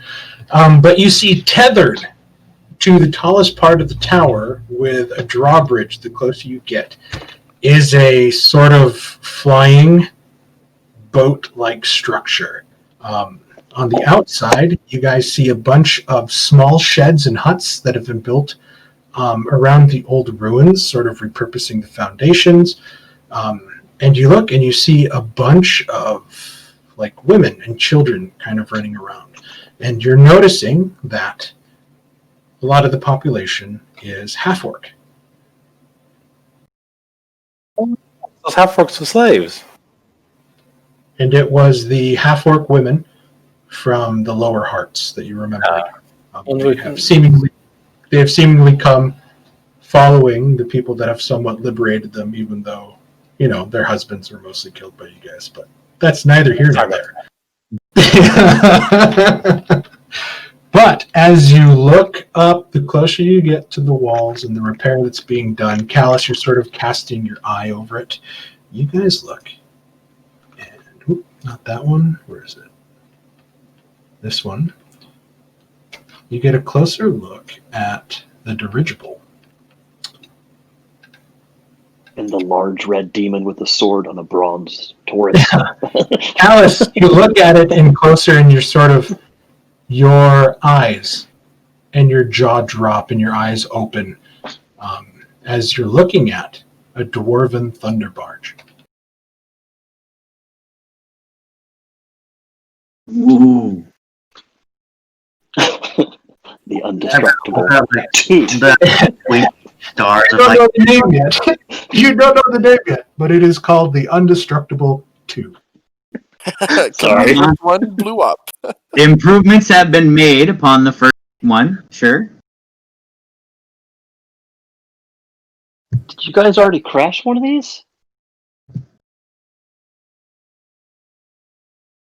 Here, we'll just do this. I'll just get rid of that.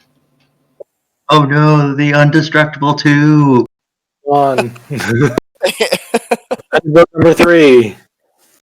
I'll just put this picture on there. That's good. I'm personally gonna go look for the commander so we can introduce him to our 2 new recruits and our new potion master. You sort of approach the gates and you see that there are a bunch of new faces that you haven't seen before. A lot of them look like fresh-eyed recruits. The recruits that he talked about in his letter that they were bringing from the city. Then they sort of like hastily stand to the side and they're kind of looking at you guys with kind of like a reverence and like awe. You pass through the gates and you notice the area where it looked like the tower once stood sort of fell away. They taken all the stone, repurposed it. Callus, you look and you see everywhere stacked against are like the shipments of lumber and wood that have been brought in, and you see that people are sort of moving around, sort of fixing and like laying in new mortar and just starting to go to town to replace what they needs to be replaced. Sort of standing in the middle, you guys see a very familiar armored figure with a perfectly trimmed beard goatee, kind of speaking to some other people, kind of pointing in different directions and moving about. He sees you and he like smiles, but he shakes his head because he sees now that there's another cart following you and a couple faces that he doesn't recognize. And as you pull over towards the stable area that's been kind of set up, you guys watch as he comes up towards you. And he's like, I thought I told you 5 days. Our apologies. We kind of got caught up in the local traditions and politics. Then we got offered to help with clearing out a knoll problem, and went on an adventure in ancient temples, and we picked up some new recruits. Doesn't sound relaxing at all. And he kind of walks up and he's kind of like patting each of you on your shoulders, like he's really glad to see everybody back. Just a big old smile on his face. He comes up to you, Lily, and he's like, I don't think we've been introduced. Oh, God. Wyland Dunga, commander of the Black Hearts, and you are? Lily, pleasure to meet you. Pleasure to meet you, too. And he kind of shakes your hand and kind of pats you on the shoulder. And you, sir, and he looks to you, Merrick. I don't think I've met you either. My name is Merrick. It's a pleasure to meet you. Happy to be a part of the Blackhearts. Well, I'll have the contracts made. Anybody good enough to hang with these folks, or, well, good enough to be with us? Who is this? And he's like, excuse me, sir. I am Iago. It's a little too old to be a mercenary, don't you think? And he kind of looks to all of you guys with like a confused. And he Potion takes a vendor. special long look at Balthazar because Balthazar is a little old to be a mercenary as well, possibly. He's like, Balthazar, shoot your fire over at that stone. No, he actually is good at making potions. I figured he'd be worth another means, not just as a mercenary. He's the tradesman looking for work. Thought we I might think, give it to him. I think we can find a use for it. If you're willing to sign up with the company, of course. He's like, and he looks to Jareth. I am more than willing, sir. And he looks to Jareth. He's like, I didn't say my name. I'll nod and give him a smile. And he's like, well, I don't know if you've seen the quote-unquote elephant in the room. And he kind of points up to the dirigible. And he's like, do I have a fucking surprise for you? Oh, We get an airship? He's like, you all look rested. Why don't you follow me? They're quite eager to meet you.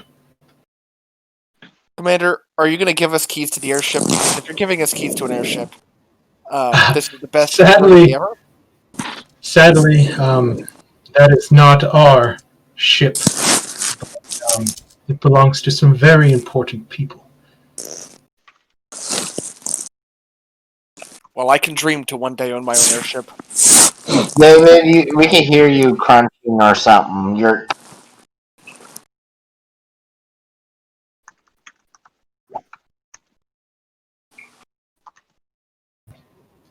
He takes you guys into the keep. You notice the sort of detritus, refuse, and like the carpet of dead bodies everywhere that you guys kind of encountered has all been taken care of. Things have been cleaned. It's nice. It's been turned into a somewhat livable space. People moving around doing all sorts of work. You guys see the familiar faces of all the companions that you met. Dastow that are here. Oriana, you walk by. And you see, God, I forgot her name really quick. You see Venena sort of perk up and see you, and she kind of waves and smiles, and you see like her face is just covered in like dirt and mud, and you see that she's sort of helping build up the stone walls. As you guys are being led up towards the uppermost chamber, and you can see that this is where Commander Unger has kind of set up the kind of operations desk. Kind of talk and plan. So the quote-unquote war room. You guys arrive, and he's like, just wait here one moment. I'll go fetch them. After about 5 minutes, he comes back in, followed by a parade of well-armored, wealthy-looking mountain dwarves. At their head is a dwarf female. 3 long braids tied together and kind of wrapped around in like a nice sort of secure bun. A tiara on her head. And just a very nice, like sort of simple but regal dress. And there are a bunch of armored, like fully armored to the teeth dwarves, battle axes, huge hammers. Callus, you immediately recognize their armor to be Gromril or star metal, and you sort of look at it like, holy shit. yeah, that's nice stuff. A nice, expensive stuff. I didn't think we'd actually get here today, so I'm having trouble finding my handouts. So give me a quick second.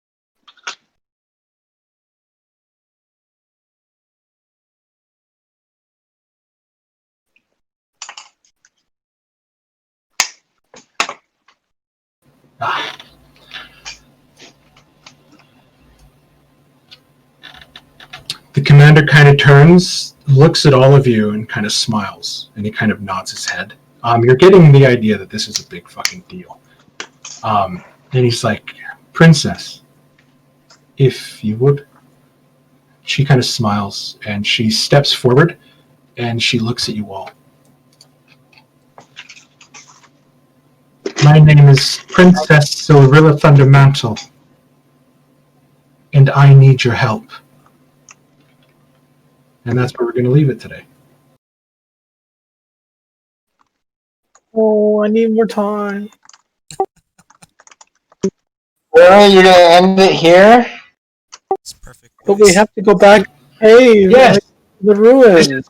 This is my help me, Obi-Wan Kenobi moment. Yeah, that's what I was Yes, thinking the whole time. I'm going to leave it here. Fair enough. Plans. Well, I will try to be on next time we play, but no guarantees. What's that? Oh, for the next time because you're moving? Yeah, I will be. I don't know where I would be, but we take. I think we leave. Yeah, I think we leave on the 27th, and who knows what state we'll be in. So, David, are you awake? He did say he spent all day in the sun. He may No, have I'm here. Okay. I'm just on mute. Oh, he's there. Okay. Okay. I was like, God, I hope I didn't like succumb him to sleep because he was out in the sun all day. No, I was here. I was just on mute the whole time. But yeah, I'm excited because this is the choice that I said I was excited for you guys to be presented with. Not only have you found something completely separate from anything that the company has sort of on their radar as to help doing, but it's something that you guys all know is quite important just because of what the entity asked. Now you are presented with what looks to be a very high-paying and high reputation-boosting job for the Black Hearts. So, Out of curiosity, I don't even know what that shield even looks like. The shield is. we'll say they're presented to you. So the Curious. shield now, both the shield and the gloves left with Tyro have been purified. Though, due to the rolls I made for the purification of the gloves, just note that they carry the volatile title. Did you want to share what they are now, or wait till next session? Oh, I can do it now. We got 5 Now, minutes. I have- So the shield. Tyro, The shield.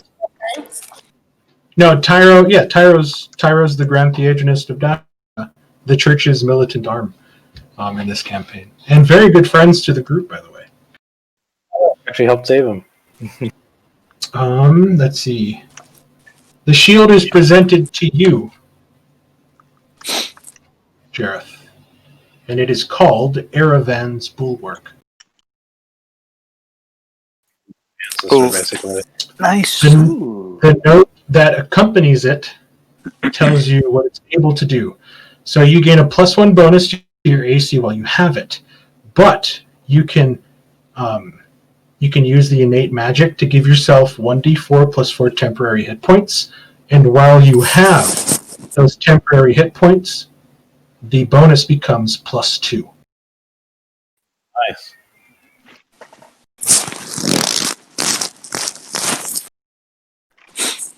Unless, you want to give the shield to somebody else. I'm compelled, except for that it is my ancestor. Kind of have to have it. As I found out. You see wrapped in like a velvet bag, accompanied with a note. You begin to read it. And the gloves have sort of changed since last you saw them. They're not as dark and kind of brittle looking before. Like there seems to be some life restored to them, but they're definitely not what you were expecting. You read that they're called the Volatile War Fists of the Pyromancer.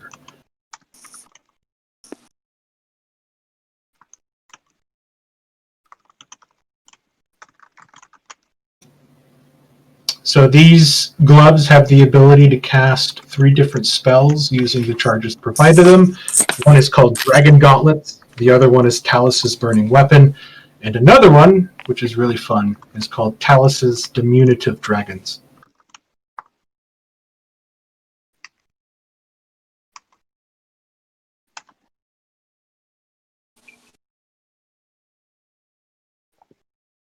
Oh, that's pretty cool. There's a lot of reading here, but these all seem awesome. Just know that the volatile means that on a roll of, once you've used up all the charges, they have a chance to like become volatile, and the magic within kind of frays and erupts, and you stand a chance of burning yourself. But that's only if you're desperate enough to try to use them all. So. You mean on the third expenditure? Yes, if you spend all 3 charges,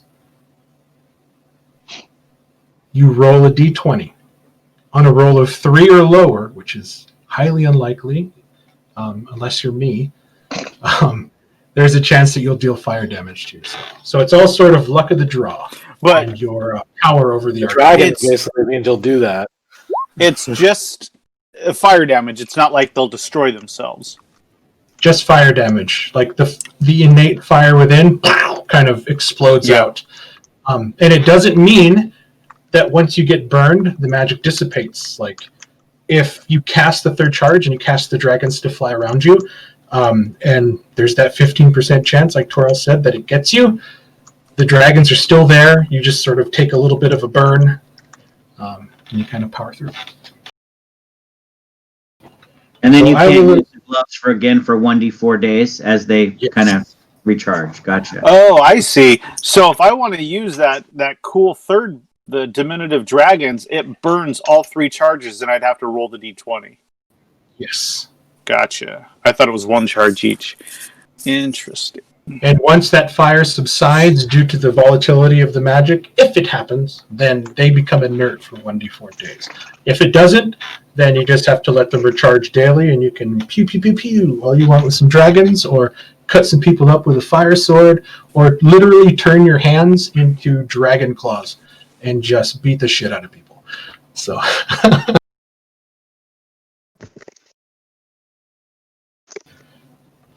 When I was rolling on my magic item making chart that I found, it came up on volatile, so I apologize. Yeah, that's There's fine. like more things to do, because I still want to go to the ruins. I still want to get the power source. Now we get this lady asking us for help. It's great being a part of a mercenary company, isn't it? Look at how happy they were when we came back after 5 days. I don't know how much time we need. Okay, so I'm going to assume that Jareth is the owner of the shield for now, and I'm going to assume that Balthazar... It goes with the unicorn. Yeah, that Balthazar is the owner of said... Yes. Yes. More fire for Balthazar. I like it. I just have to because it was given to me by my dead ancestor. I know. It'd be fun to have a Sun Soul monk in this. I figured today... Today was a good day for a roleplay session, since you guys went through, I think, 3 or 4 straight sessions of heavy combat. So, Well, it gave me a chance to recharge all my spell slots, so I appreciate it. I swapped out my spells, too. Oh, I forgot to do that. Man. So Yes. I have Revivify prepared for the next time we play. And if we do happen to go to someplace with water, I prepared water. you guys have reconnected with old friends. Oriana made new friends. And Holy shit. yeah, I hope you guys enjoyed that. At first, I was going to do it secretly, but I was like, that's a dick move. So I was like, everybody gets to hear this shit. So, yeah. I was going to I have ask. replay that Yeah. since I had stepped away. Oh, yeah. What, I fucking broke up when I saw your fucking, wait, what? Yeah, that was hilarious. Because I didn't see you type me right back. Yeah, it was totally like, and the murderer is moment, and like, Now we know they let the town do a crazy person. Oh yeah, yeah. No, he revealed this to me like a couple weeks, like a month ago now, when she first got elected, and I was like, cool. Great. Yeah, I was insight check her, and I'm like, and Mark was getting annoyed, but oh well. Because it wasn't the time to insight check her. Because she wasn't revealing anything that required insight. Because she was literally giving you guys like thank you gifts. Still has it, actually. But it's the way that I was kind of introduced. I just joined the group, and the next day I'm being paid and handing the stuff. I'm like, am I being paid off there for anything? But I think we all know that Lily's smart enough to know that the group did some stuff. Yeah. And you being a part of the group kind of got you lumped into that. And that's why I was kind of wondering what you were wanting to insight. Because you did that earlier. You did that earlier at the sheriff's office. You're like, can I make an insight check to see like if this is on the up and up? Because I feel like I'm being paid off. And then you rolled an insight check. And I explained everything then, but then when you were received gifts again, you're like, Wait, what? So I was like, we already did this. You know the reason. So that's why I was kind of getting annoyed at that point, because there wasn't anything really that required it. Unlike, say, if like Oriana accidentally put her foot in her mouth when she came out with the priestess and Jareth and Talandris picked up on something, then like that's something that maybe would require. Yeah. But she didn't, so. But anyways. That's why I went the prayer route, because I know I can't be like player metagaming, so I prayed to this instead. But I want to talk to the commander about something next time we have the session. Yeah, I'm just hoping I'm not throwing too much on the table at once. But I figure this is kind of like normal operating procedures for adventurers who are a part of a mercenary group. Very little time, and I'm like, oh my god,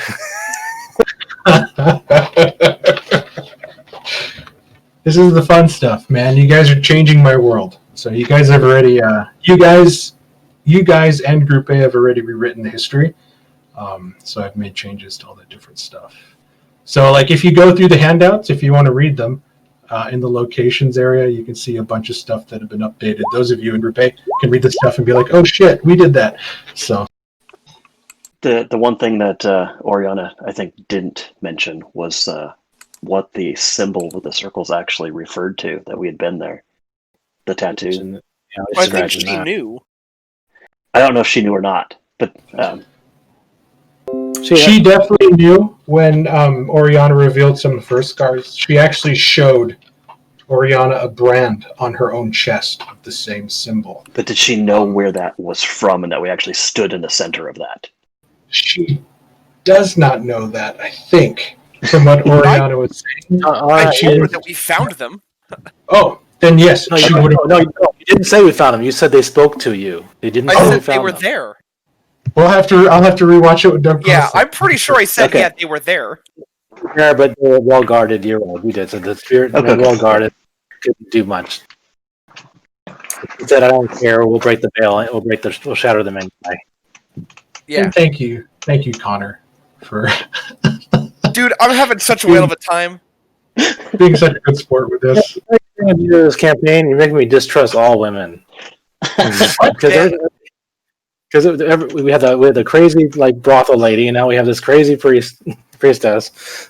I'm just glad. To be fair, you guys didn't build up enough of a reputation or a friendship with the brothel lady to like mistrust her. So I just I'm trust just glad Lily I got a position of higher management than the chick. Why? because I only distrust women who won't. So there's got to be something going on with you. I think I need to insight check Lily. She didn't fall into my. Would you have rather if I brought Sally into this campaign? See the seducing Lily, so she must be untrustworthy. yeah. Okay, and so we've come. Use Ariana, but I'm afraid that she's going to shoot me with the lightning bolt while I'm in bed. I can show you such things. Yeah, I'd have a knife next to me at the bedside table, carving that into it. So I don't. She absolutely would. Yeah, she terrifies me. Process. So we've come to that point of the night where you guys get to vote on 2 people to get inspiration for today's episode. So I'll leave that to you. I have to say that Oriana's roleplay with you regarding her reveal was just the highlight of the night for me. Yeah, Agreed. That was fun. that was just. I'm glad that we got to be a fly on the wall in that scene, and that was just like if I was watching a TV show. That was the oh shit moment of the TV show. That was just awesome. You and Connor, you played it just excellently. It felt like it was scripted. It was really good. Okay, Connor, give yourself that point of inspiration, and we need inspiration point nominee number 2. That part's hard. I'll vote for Jareth, who spent all of his money. That is true. Yeah, that Jareth is true. spent a lot of money today. Too generous tonight. Yeah, I'll Thomas, give it I have to an Garrett. inspiration. He was super generous with the ranger lady and the helping Iago, which I'm excited for because I have somebody to teach me alchemy. So that was. I have a small problem though. I saw the inspiration. I didn't get to use this session because it was all role play. If you want to keep it, then you get 75 points of bonus XP for getting it. If you want to, you can give it to somebody else. I'll give it to who doesn't have one. The other 6 people. Yeah, I mean, No, I've got one still. but I got to use one this session, so give it to someone who hasn't had a chance to. So Talandris, Callus, and Lily both do not have one. If you want, you can choose, or we can make them do a roll-off. No, I'll choose. I'm gonna give it to Talandris for all their role playing he did today. Sounds good. This is that part of the game where it's like Callus and Lily will remember that.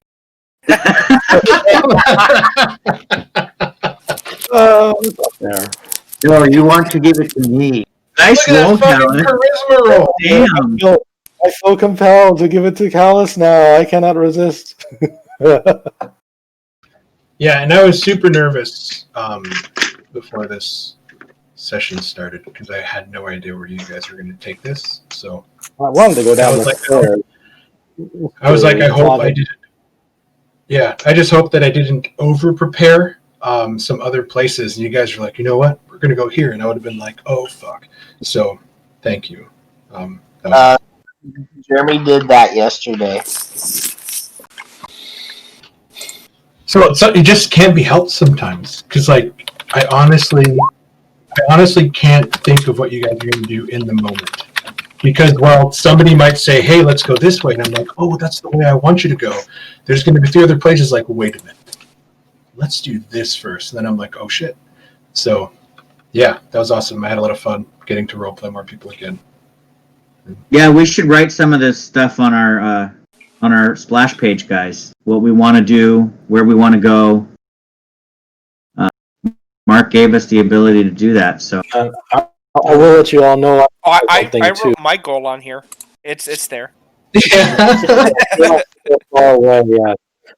Is that what the release evil gods is? I was wondering who put that. I thought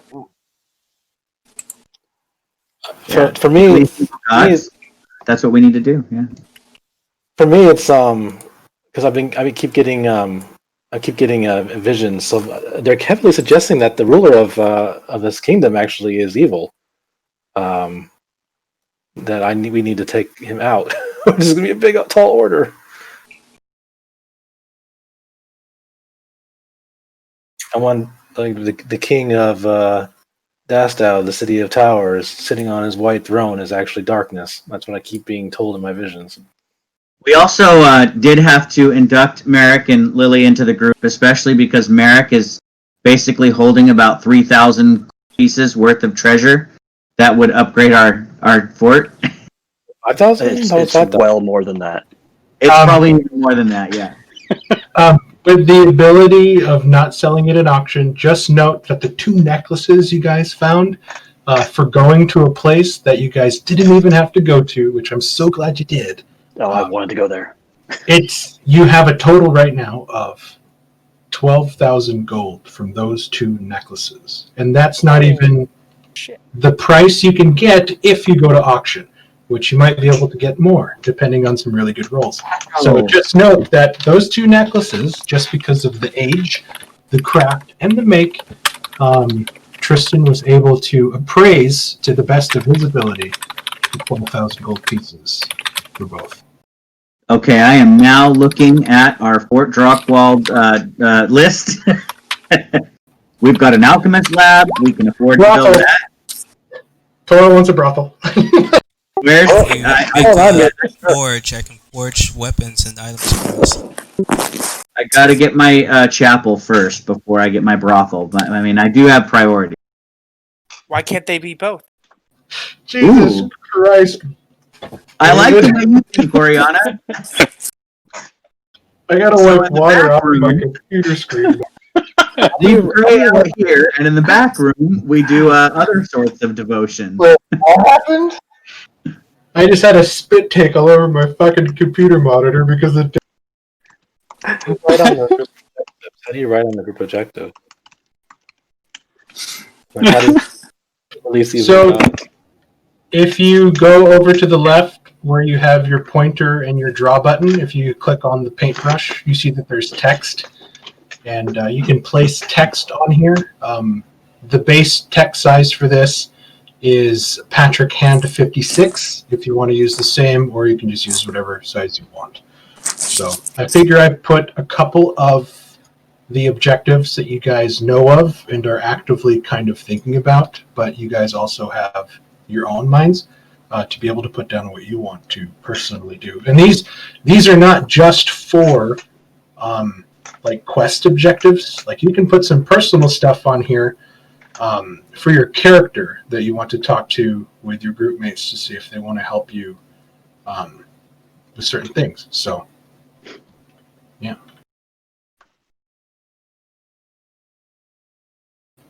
Let me put What was the font size? I thought I heard 14.